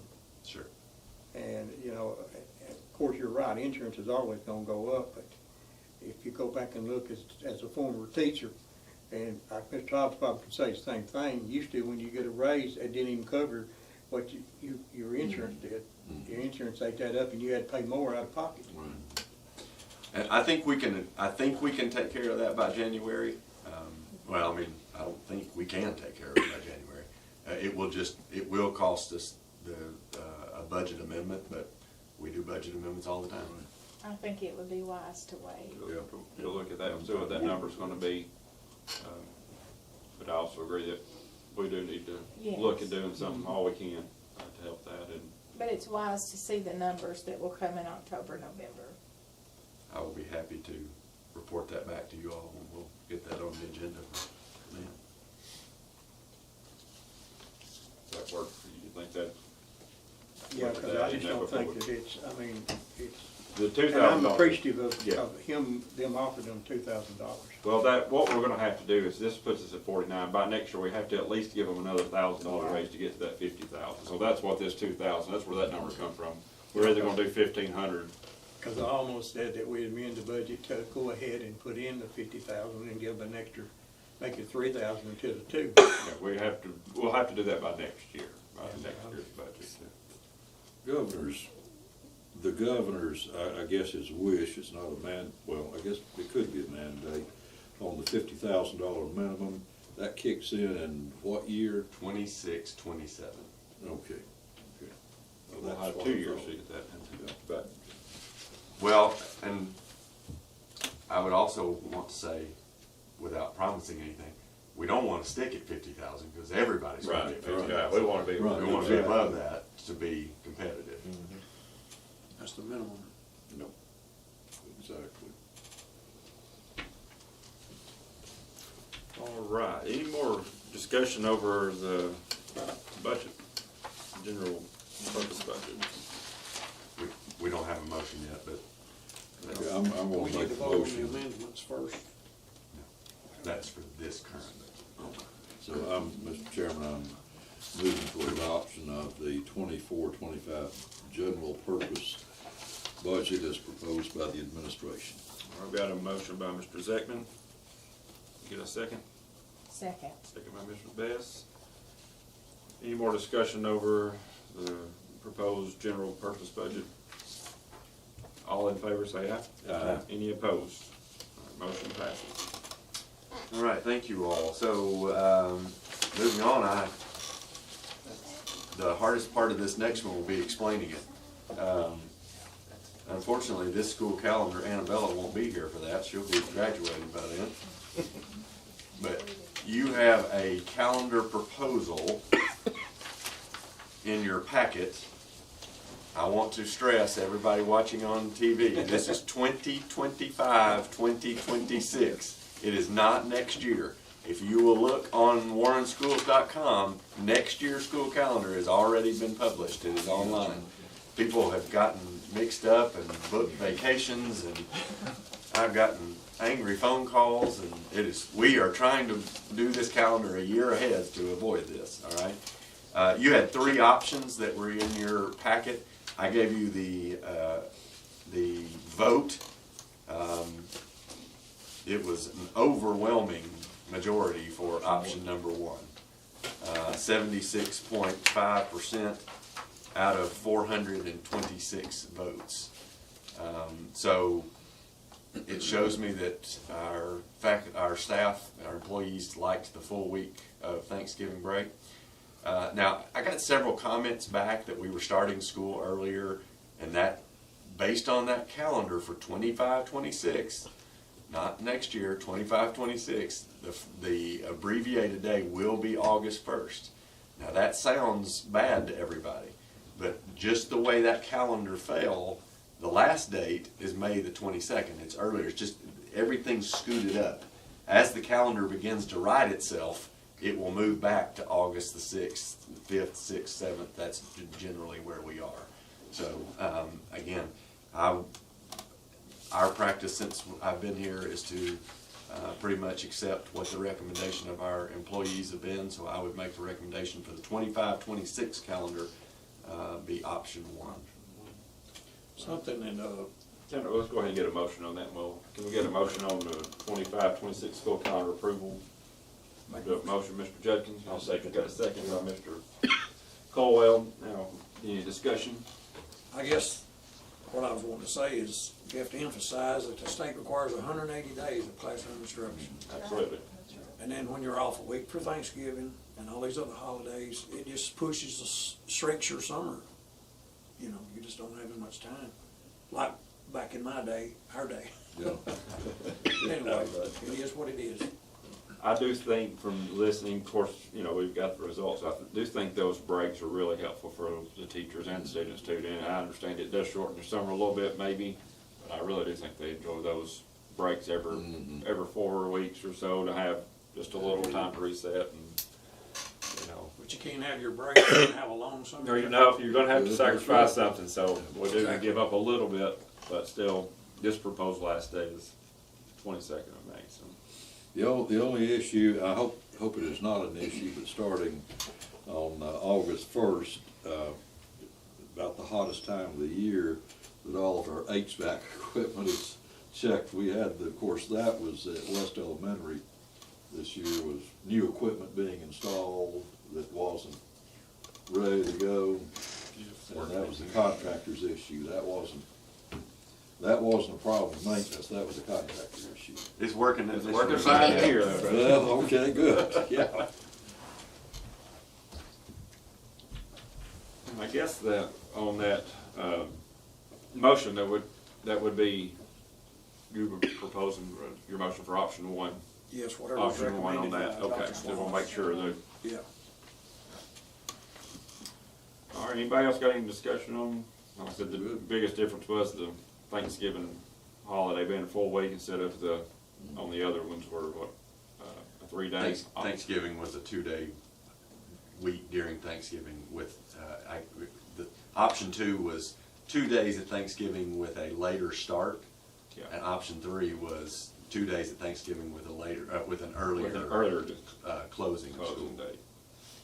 But again, you know, we're at 76.5% of the polls was for option 1. So, any more discussion on the school calendar for 25-26? All in favor? Aye. Any opposed? All right, motion passes. I will just reiterate, that's a year away. 25-26. 25-26. All right. So you said it 3 times. I'm sure everybody's got it. Absolutely. Said it 3 times. I'm not convinced of that, Mr. Davis. All right, so you have also in your packet a consideration of a policy around personal electronic devices, 6.312. That was in your packet, and this is a policy regarding trying to limit the distractions that our students have with personal electronic devices. And you have a policy to consider.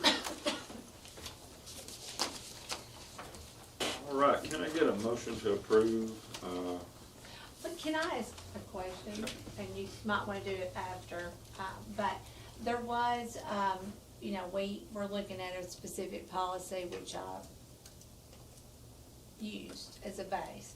But it did say, students' stored devices could be in the student's assigned locker, automobile, or other school approved location. I think that y'all were not wanting to have it be the lockers, right? So I'll I take think we need that to out for change that second into- reason. Automobile or other approved, school approved location at all times. and during that the school could, day. that could be potential, a locker, but not those lockers that they may, be a different locker. that they Right, so provide. I'll But take yes, that, I'll take that out. Yeah, And we can, I guess we can do that after y'all go through first reading. So- okay. So do we need to do a motion on this before we do a reading on it? All right, I'm gonna get a motion to approve, policy number 6.312. I make a motion. We got a motion by Ms. Best, second by Mr. Zeckman. All right, any discussion? Mr. Chairman, if I could, I want to just read a few comments. Okay. First, I want to thank Mr. Bennett for the survey. It was very helpful. Chairman Cope for all the work that he's done in gathering us information from districts across the nation that is addressed these electronic devices. Ms. Phillips and Dr. Swallows for the work that they've done in getting us, policies from other districts. 4.5 years I was buried around for this city. And first I had no issue with my predecessor at all. In fact, we've always been good friends. I had no issue with the school board. It's been a blessing, to be a part of this. And wasn't endorsed by any political party, but supported by the constituents that make up District 6 School Board. My sole purpose of running was I felt the board needed some parental representation. And being the parent of 3 children in the Warren County school system, I not only wanted to be a voice for my children, but my goal all along has been, what can I do to make a difference for every student in our school system, not just my own? After leaving the workshop last week and giving more thought to this policy, I'll admit I had some mixed emotions about it. To the point I even felt obligated to reach out to Chairman Cope to share my concerns. But in the meantime, I've had some clear clarifications through in-depth discussions with many of our administrators. First, being an instructional coordinator at one of our K-8 schools, he's not only an instructional coordinator, but also a parent of a high school student. In her meeting, she expressed her concerns about most all discipline in her school building involves a cell phone. It consumes much of her day. And she also admitted and shared her opinion that she felt her own child, who is a straight A student, would be an even better student without a phone. But this is what concerned me a lot during this conversation. She was having to call a teacher in, and that teacher was having to defend themselves because of being secretly recorded throughout the day. And these recordings throughout the day was being compiled to the point that they felt that the student felt the teacher was being disrespectful or making fun of them, and the teacher did absolutely nothing wrong. I was able to reach out to her high school administration. The word bold was used last Tuesday night, and they were begging for a bold approval response on personal electronic devices.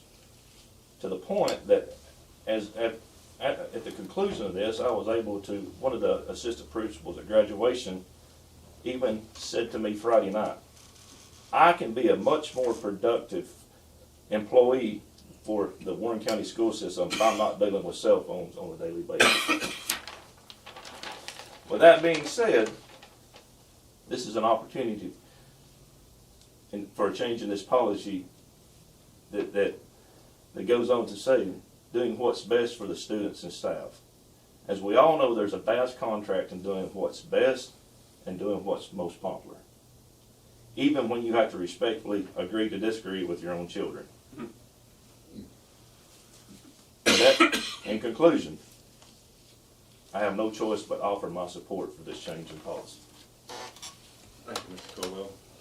Mr. Caldwell made, I think, a very thoughtful and articulate statement. My position is that this is an opportunity for this board to do something to influence in a positive direction our student performance. With these letter grades that we've had, I don't know, it's certainly no panacea, it's not a silver bullet, but when we have neuroscience that tells us that a distraction from a cell phone notification can take 20 minutes out of basically a hit of 20 minutes on instructional time for students to get refocused, we just can't afford that kind of loss of productive time. So if I had no other motivation other than trying to create a more conducive and supportive environment for teaching and learning, then I would support this. There are a lot of other reasons, and some of you have read Jonathan Haidt's book, The Anxious Generation, if you haven't. And if you have any doubts about the motivation for this kind of policy, I would urge you to read that book.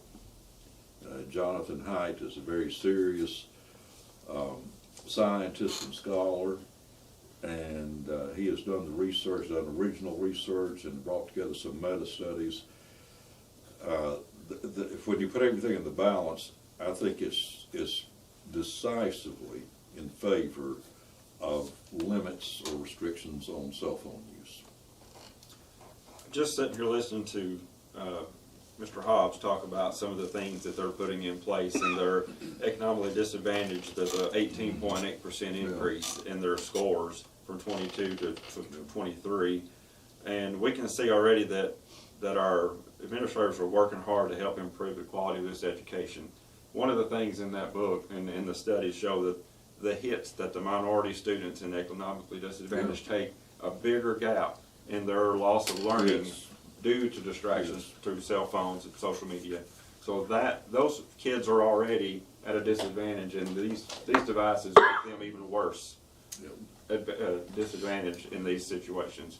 And it's, again, I said this at the very beginning when we started having these conversations. We've all voted to join a class action lawsuit against social media companies for the mental health issues that our kids are facing.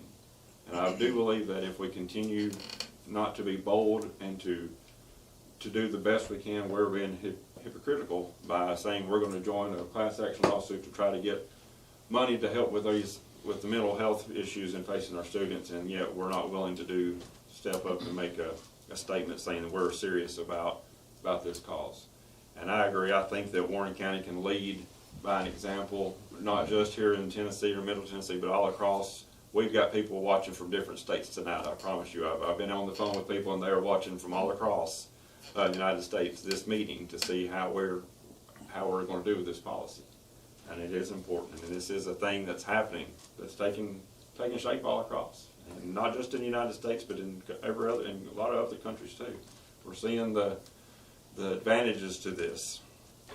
I think that too, as a board, we pass a lot of policies. And we've also, this year, and of course, we've always said safety is our #1 priority for all of our personnel, all of our students. But if we want to continue to move forward in the learning stage, then I think it's evident that we have to pass a pretty strict cell phone policy. And I know Lieutenant Johnson has sat here, and I'm sure he could tell all this board some really stuff that they've had to deal with that doesn't have anything to do with school. And I think, the parents have to decide, am I sending my child to school to talk on the phone or receive messages or to learn? I think one of the biggest concerns they have is parents being able to get hold of their child during emergencies. And that's where we're going to have to step up to reassure them that they will be able to get the message to their child. Well, I think we're combating that already in two different things. We are working on a position of communications that will be universal for our school system. It's in our budget. And also, there are we understand that every school we have has at least one SRO officer that is trained to handle situations like this. In research, and the you know, that is one of the pushbacks, an emergency situation, active shooter, whatever, I wanna get a hold of my kid. Well, there is no research that shows that there's downfalls to that. We could clog up the communications between the EMT, from the 911 service, if everybody's trying to use the cell phone at one time. We've seen that at sports events and everything, how that can happen. We could be alerting the intruder of where our kid is at by dinging, messaging going off. Our students will not be able to listen to our teachers who are instructing them in the safest possibility, that has been trained on policy of what to do in that situation. If our students are trying to get on their phone to contact their parent, they may not be listening to the instruction that we've provided for them. So, you know, I know then I've went through talking to different people about this and different experts, and that's, you know, that's always been the number one pushback is emergency situation. I want to be able to get a hold of my child. Mr. Chairman, I don't know if it'll be out of line or not, but I think it's very fortunate that Mr. Hobbs is here. I don't know if he would offer any input on this, or if you have any comment on that. Absolutely. Yeah, maybe Jarvis might have some. Or Mr. Yes, absolutely. Either one of y'all would like to. We got the experts here. They see this every day, that they are on this every single day. Well, my opinion, and of course it's not very popular at all, but in the 16 years I've been in education, and especially in an administrative role, is a lot of the issues that we deal with is caused by cell phone use. Monday mornings sometimes are Mondays, of course, but coming off a weekend, you're dealing with a lot of drama, a lot of dealing with this happened, was sent over Snapchat, this was happened, you know, this kid, you know, messaged here, things of that nature. So it's a constant barrage that, you know, they say we're principals need to be instructional leaders, and right now we're not. I mean, I'll be truthful, you know, very truthful, that we can't become educational leaders because we're dealing with majority of drama, discipline, bullying, cyberbullying, things that on a constant, I mean, daily. It's just amazing how many issues, you know, there's times where over the weekend, you know, Jarvis, you know, Officer Johnson is, you know, contacting me over something that possibly happened, or this might possibly happen. You know, we constantly focus on everything else except education right now. And for us to have a solid cell phone policy, you know, a very good strict cell phone policy, I think goes back to giving our kids an opportunity to learn more in their classroom. And on top of that as well, it would also let them become a little bit more innovative, because I think cell phones and computers and everything sometimes take away our innovation and our thinking ability. So we rely too much on Google, we rely too much on, you know, this, you know, it's good to use technology, but it's also taking away, you know, the student's ability to think, you know, to be social, to, you know, to do many of those things. I just feel that, again, a lot of our issues that we have daily, you know, stems from everything except education. Going to your point on your slide about the extracurricular activities and all the sponsors, one of the things that the schools have implemented this across the nation, one of the many benefits of this has been an increase in extracurricular activities of students going in clubs because they're more social. Their social skills have improved so much because they're talking with other students. Hey, I'm doing this club. Instead of just looking at the screen the whole time during the hall period or during lunch. Those things look to increase. And I'm sorry.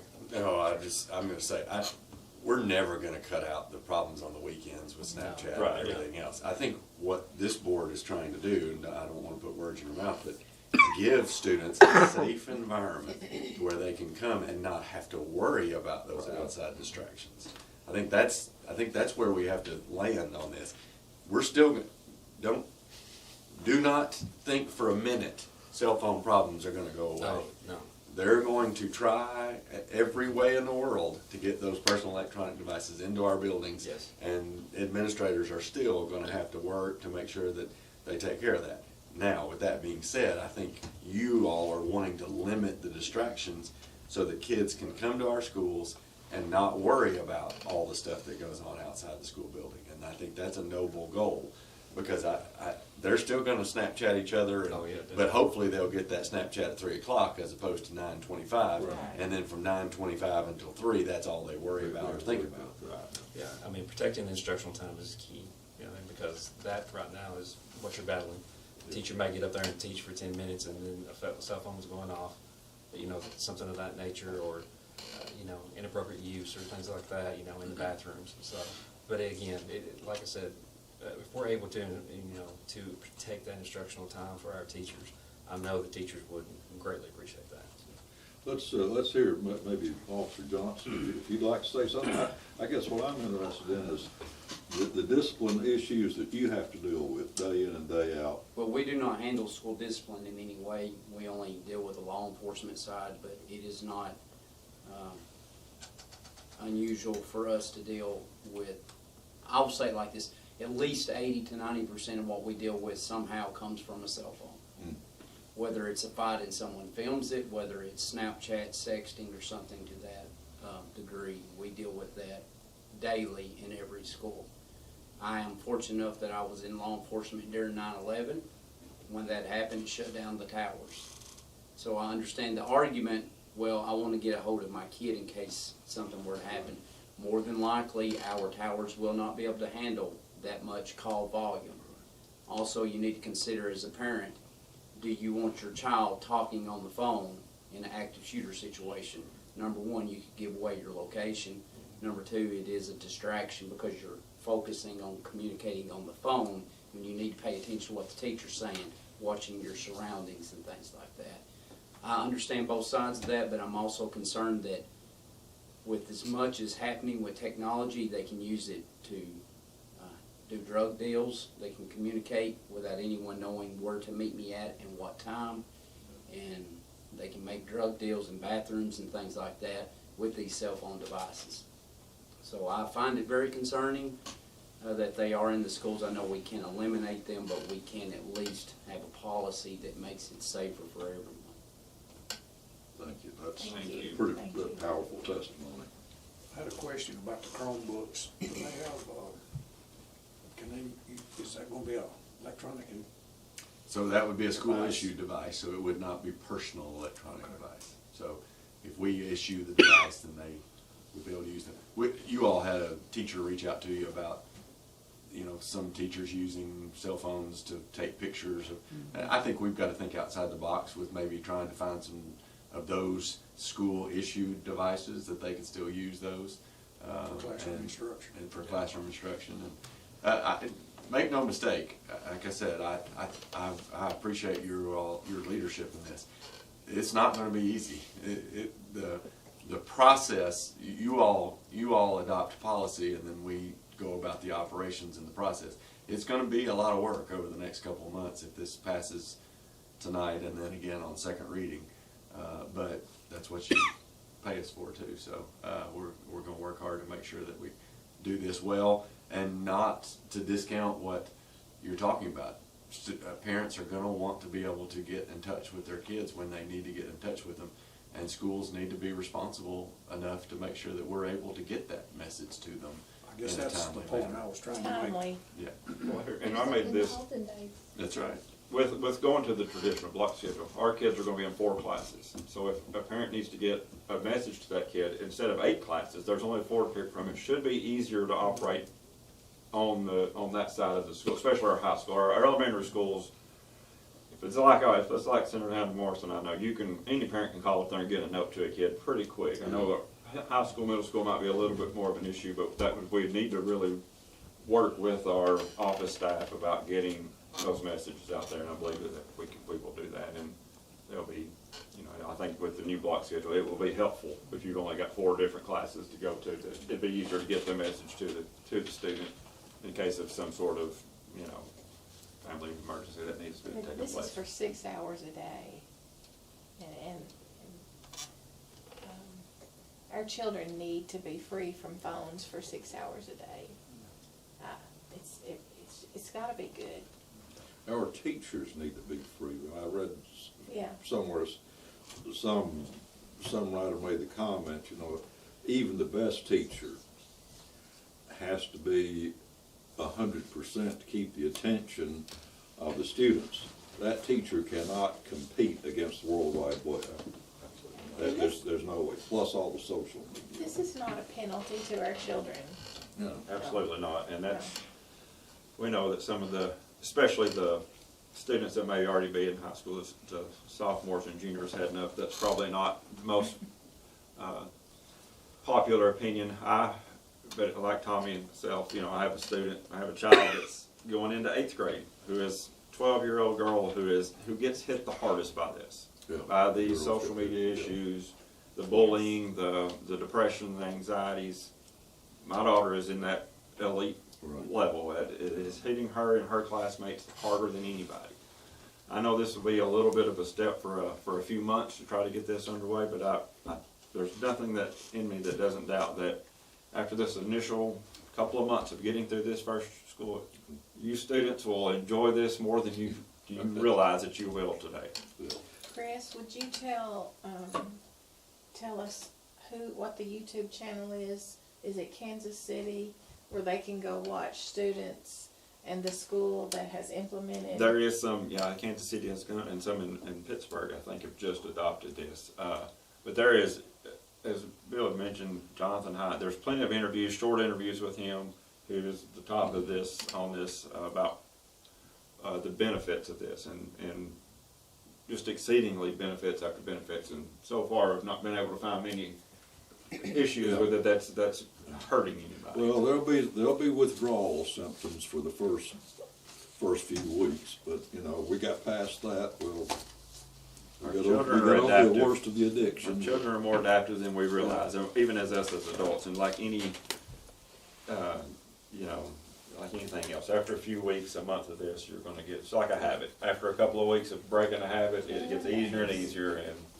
that they are more of a habit and distraction than anything. That instructional coordinator reminded me, and I'd overlooked it. You know, she said, yes, I'm going to miss being able to reach out to my daughter, you know, as much as I've used to. She said, but the good by far outweighs the bad. She said, push comes to shove. She said she can email me from her Chromebook if you know, in a dire situation. Here's the thing, research shows that our kids right now in this age need that separation from a parent. They need to be able to function outside of some parental control 24/7. That independence, when they get out of high school, we're not always going to be there for them. They need that to be able to work through issues, work through problems without someone.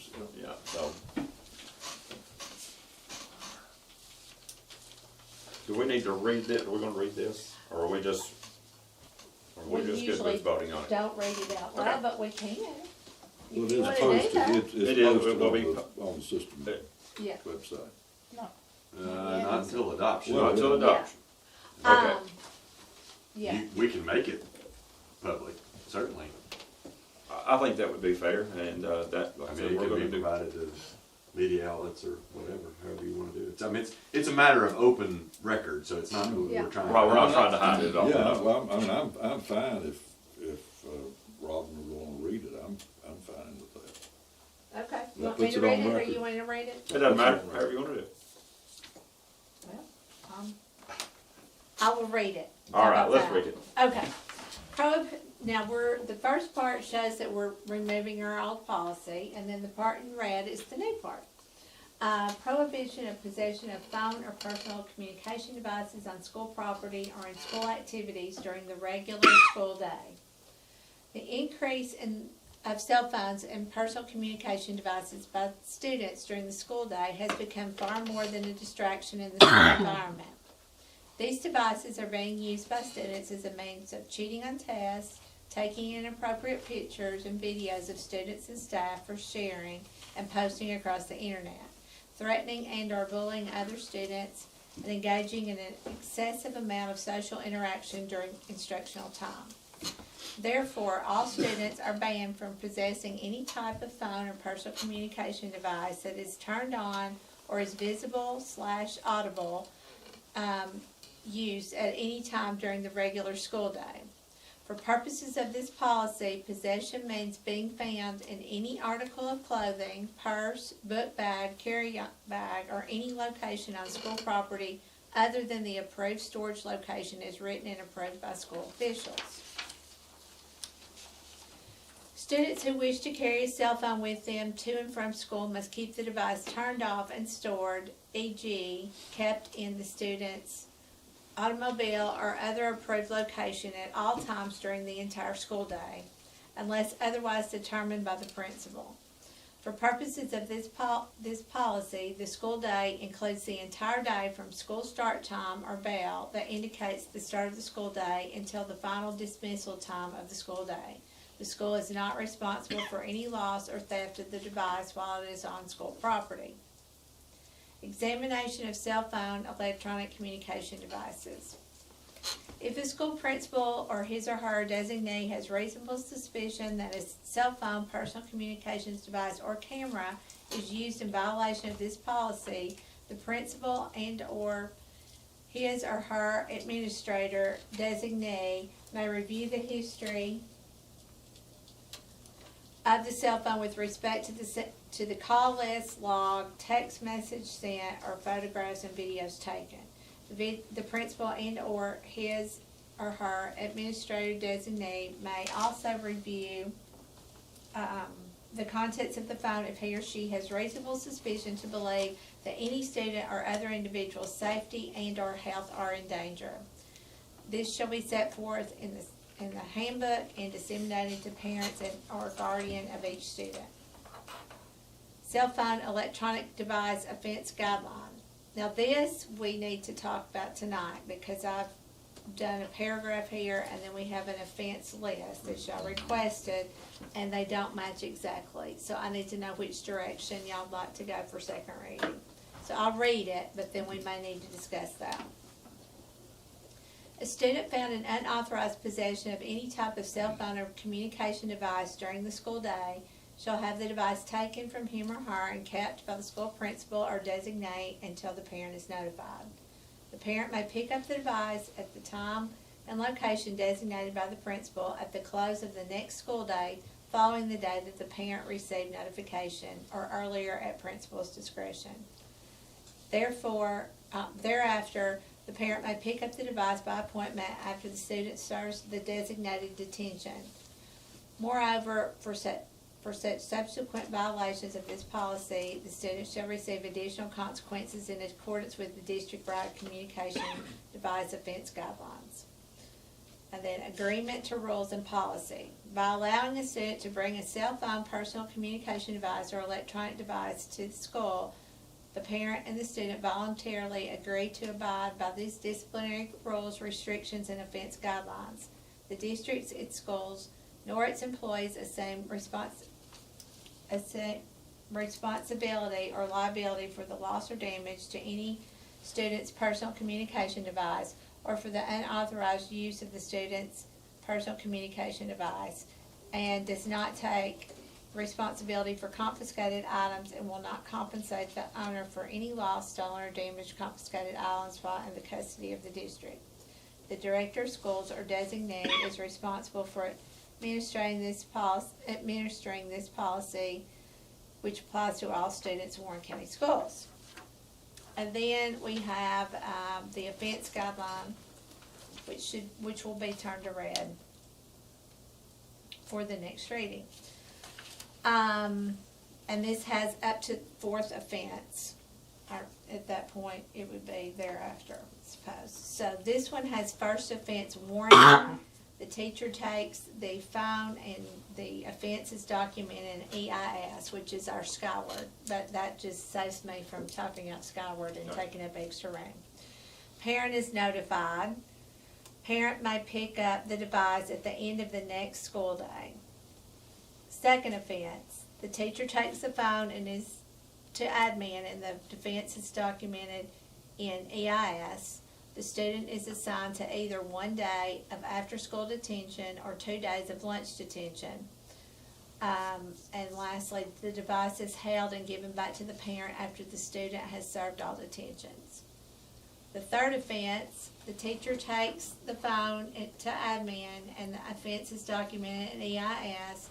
The student serves 1 day of ISS in school suspension. The parent is required to pick up the device after the student has served the 1 day of ISS. The fourth offense, the teacher takes the phone to admin and the offense is documented in EIS, the student serves 3 days of ISS. The parent is required to pick up the device after all ISS is served. So, that is taken a bit from some ideas that y'all gave me, and also from a policy that we used as a guideline. But as you can tell, I think this one has a warning only for the first offense, but then also I've added in here, based on the language in the paragraph, that they're gonna pick it up the next day. So we need to know whether first offense is the phone is taken, or if there's a warning given with, just notified in the Skyward. I say we take the phone on first offense. Okay, so I thought that was the No, I case, think but then that's as I what- looked We at had four, it, and we decided to had take the some- first one out and just, okay, so I will take just the warning off the top, and we will, and that's basically Yeah, what it just add says. warning, yeah. That's what it says in the paragraph, is what it says then. It would not be a warning, it would be a first offense. can we ask something on this line 4, where it says, device, unless otherwise determined by the principal? I think that those would only be if there was some medical or some, I know that we don't necessarily want our principals having to deal with every parent thinking that their space is, and we can take that out. That was how the other policy was written, so I Yeah. left it in there, but that was a point I thought we did need to discuss. Yeah, I really would, for our administrators and our teachers' sake, I would really like for this policy to be board policy, and that way that kind of gets them out of a situation where they would have the authority to make a decision. I think that just for us, it would make it easier on them to say, hey, this is the policy passed down by the board. We don't have any say in how it's, in making any kind of determination on what's good and what's bad. I think that takes some pressure off them and helps us. And keeps teachers and principals from having to police this continuously. And I do apologize, there are some typos there that I will also clean up before next time. It's a good way to do it, to read it out loud and have to read your own writing, right? Now, we do understand that they will be, if anybody that's listening, there will be some medical issues that could pop up. I know there's the Libre system for checking the glucose levels and stuff, that some sort of medical exemption in there, but it would maybe, or that phone would have to be turned into the nurse's station in the morning. And I think that's covered here. Okay. Because it does say, that it has to be turned off and stored, and maybe that, in that case, maybe it can't be turned off, I don't know, but stored in other school approved locations. Okay. And that would be able to be done, based on, it could be the nurse's office or whatever. Yeah, that discussion between now and second reading would have to do with whether to use the magnetic pouches that we talked about, or centralized locker locations. I don't We think don't you need need that I don't in think the you need to put that policy. in the policy. I think you need to let that be an operations decision Yeah, based I'm on fine with each school. Because that way we're covered regardless if we end up having to change gears on that. And Okay. that's sort of the same reason I put EIS in that, because, it used to be power schools, now it's Skyward. We get into things that we don't have anymore. And that's one of those things that it'd be better if we say school approved location. Exactly. And it does say, Certain elementary schools may need a different situation than our high school, and maybe even certain parts of the high school might gives need a us a different little situation. flexibility. Any other changes that are other than typos and such? And that includes, just to make sure that the personal communication device would include cell phones, smartwatches, or iPods, any kind of ear-wearing devices that would be included in that. I think that's why we give that distinction of personal or electronic personal device, not just cell phones, because we do the smartwatches and the ear iPods and all that would be kind of defeating our purpose if we allow certain things and not. I don't think we need that in there. I just wanted to clarify to anybody that may be watching saying that. I think hey, you We need to put that in can, there. I mean, we have in our old policy, we don't have to take that out. Students, this such devices include but are not limited to watches that have the capability to record, live stream, or interact with wireless technology, cell phones, laptops, and tablets. I think earbuds may need to be added there if we're gonna do that. The problem with some of that is, I mean, our first policy talked about pagers, and I mean, clearly people aren't using pagers For anymore. what? It gets antiquated really fast, And here's the so. thing, our old policy, the first few lines in it, it pretty much says the exact same thing this was. It's just not been enforced as well as it should have been. Well, it Or says- enforced that well. says they may possess them, yes. You're right. I mean, we're just focusing on possess versus use. Right, yeah. And really, they won't be possessing them if they're in their car or their Now, the school again, authorized storage area. people will use AirPods with Chromebooks or a Bluetooth Yes. thing. I mean, they will use that with their Chromebooks. So if that's something that you don't want them to have access to, I mean, basically what I feel like the policy says right now is a personal communication device. Now, they can't communicate with those. They can just listen to music through their Chromebook. Now, if it syncs to a phone, then they can communicate through those. Well, this says interacts with wireless technology, basically. Well, then that's Bluetooth, and that's a Well, we may need to consider that then. We might need to get a little bit more guidance on that and some EG examples, but not an inclusive list, so that. That could be Another something month that, before we have to do the second reading. Well, I think again, personal communication devices is. A I think reasonable term. I think that's a Common. reasonable term and Common. something that draws the line of, if you can communicate with this, you gotta leave it. And it's your personal device, you gotta leave it. Yeah, like yeah, that's a commonly referred to, common definition that people would know. You can't text with your AirPods without a device connected to it. So if you leave that phone where it's supposed to, and you have your AirPods, to me, you're not able to communicate with that. But if you have a pouch and it's right there, it could connect. Well, you should, according to this policy, you shouldn't have that phone. Oh, you're talking about the. If we know it's a pouch, that's right, yeah. that's So right. that leads to, That's right. well, I think that covers the electronic device policy, the electronic device, personal electronic device, and, you know, if, So do you want me to keep a definition in there, or just have it be the normal term? If it relays and receives information, yeah, I think that. communication, then it is, I can look for a definition, but we might not wanna add a whole list of things, because Right. by We could- August, There'll be there'll probably Well, be a it does say, different thing. yeah, that is invisible, we're all It'll going be to a use it. microchip, or who knows. It does say communication device that is turned on or invisible audible use at any time, so audible would be earphones, right? Would catch that, it would. And we could get away with that if, I know they're used with their laptops, and that's one of the, you know, for my kid, that's one of the things on the list, beginning of the year, is have some earphones that they can plug into their Chromebook. And if it's a thing that we need to possibly look at supplying, and that way it's a school, you know, device instead of a personal device, and each Mac, or each Chromebook comes with their own set of earplugs that you can get for $5, $10, whatever it is. Maybe that's the way we can leave that personal off of that. Okay. Any other additions? Were y'all okay with the offense guideline? Too tough, not tough enough? I like it. I think we need to be firm on it. It doesn't need to have 12 offenses. We can have 3 or 4 and be firm with that, and just, you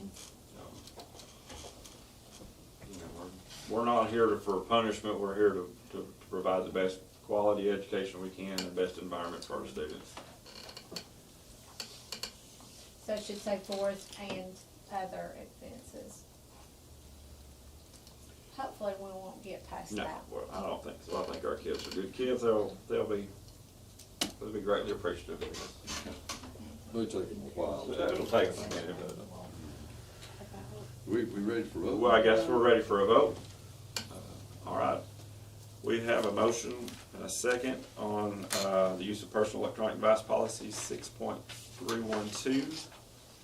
All in favor, say aye. Aye. Any opposed? This motion, first reading is approved and passes. All right.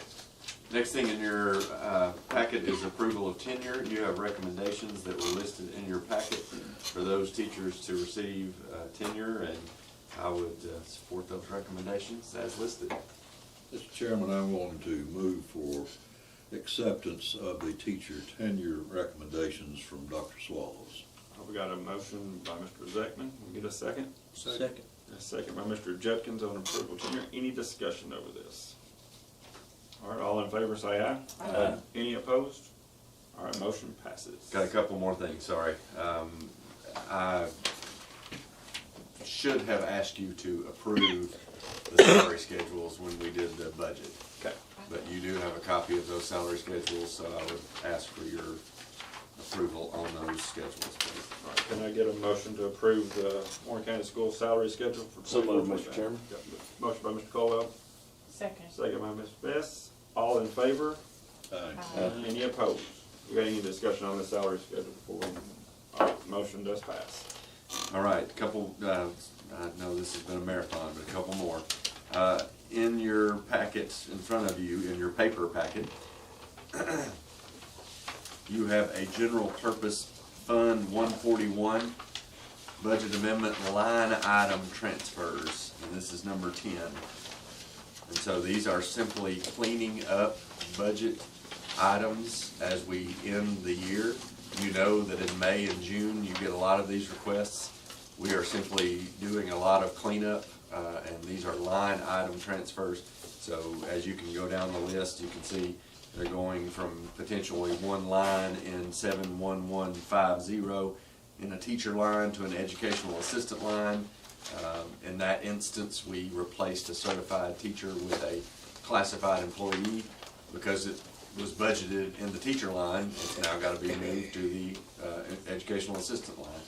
You can go all the way down that list and see you have almost a page and a half of that information. But again, happy to answer any questions. These are very clean and something that you end up using or doing a lot, and you'll have to do again in June. All right, can I get a motion to approve line item transfers? A motion to approve. Motion by Mrs. Best. Get a second? Second. Got a second by Mr. Zeckman. Any discussion on this? All right, all in favor say aye. Aye. Any opposed? All right, motion passes. Last thing for operations, you have General Purpose Fund 141 Budget Amendment 11. And this is moving money out of 71150, 72130, 309, 72130, 790, all into transportation contract. This is to cover some overages that we have with transportation, mostly due to fuel costs. Or potentially if they have an extra route that we have to pick up, those are some things that are taking place. So this is a $200,000 budget amendment. Again, would like to ask you to consider that approval. Can we get approval on budget amendment number 11? Motion to approve. Got a motion by Mrs. Best. Get a second? Second. Got a second by Mr. Bennett. All in favor? Aye. Any opposed? Got any discussion on that? Motion carries. That's it for me. All right, there is no curriculum achievement. Other business? One question. When you go back, I'm going back to the insurance thing. When you look at it in October, November, whenever, and you make a determination, you bring it back to us, will we have to make a budget amendment then? Yes, sir. Okay. All right. And that, and again, we have done that previously, and that will, I think that's the cleanest way to do it. All right. No other business needed. The next meeting will be Monday, June 24th. Mr. Chairman, I would just like to, I know we all have been, but continue to remember the Sullivan family there in Rutherford County. Absolutely. Can't imagine what they're going through as parents. I would also like to ask, we had an employee today that's, works at one of our elementary schools that lost her husband, young couple. So lots of tragedy, and appreciate Mr. Caldwell bringing out our Rutherford County Director colleague, Mr. Sullivan. And just a lot of tragedy, a lot of people we need to keep in our thoughts and prayers. I get a motion for adjournment? Motion. Second. Second. Member Stebbins. All right. All in favor? Aye. All right. Let's go. And I was never coming back. Looks like you'll take me home, I wrote. I think this is your power supply. Thank you. That kept me going.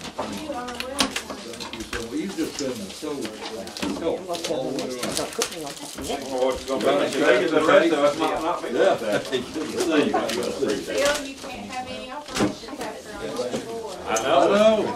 Ain't none of us good nurses up here. Yeah, I'm on my own, yeah.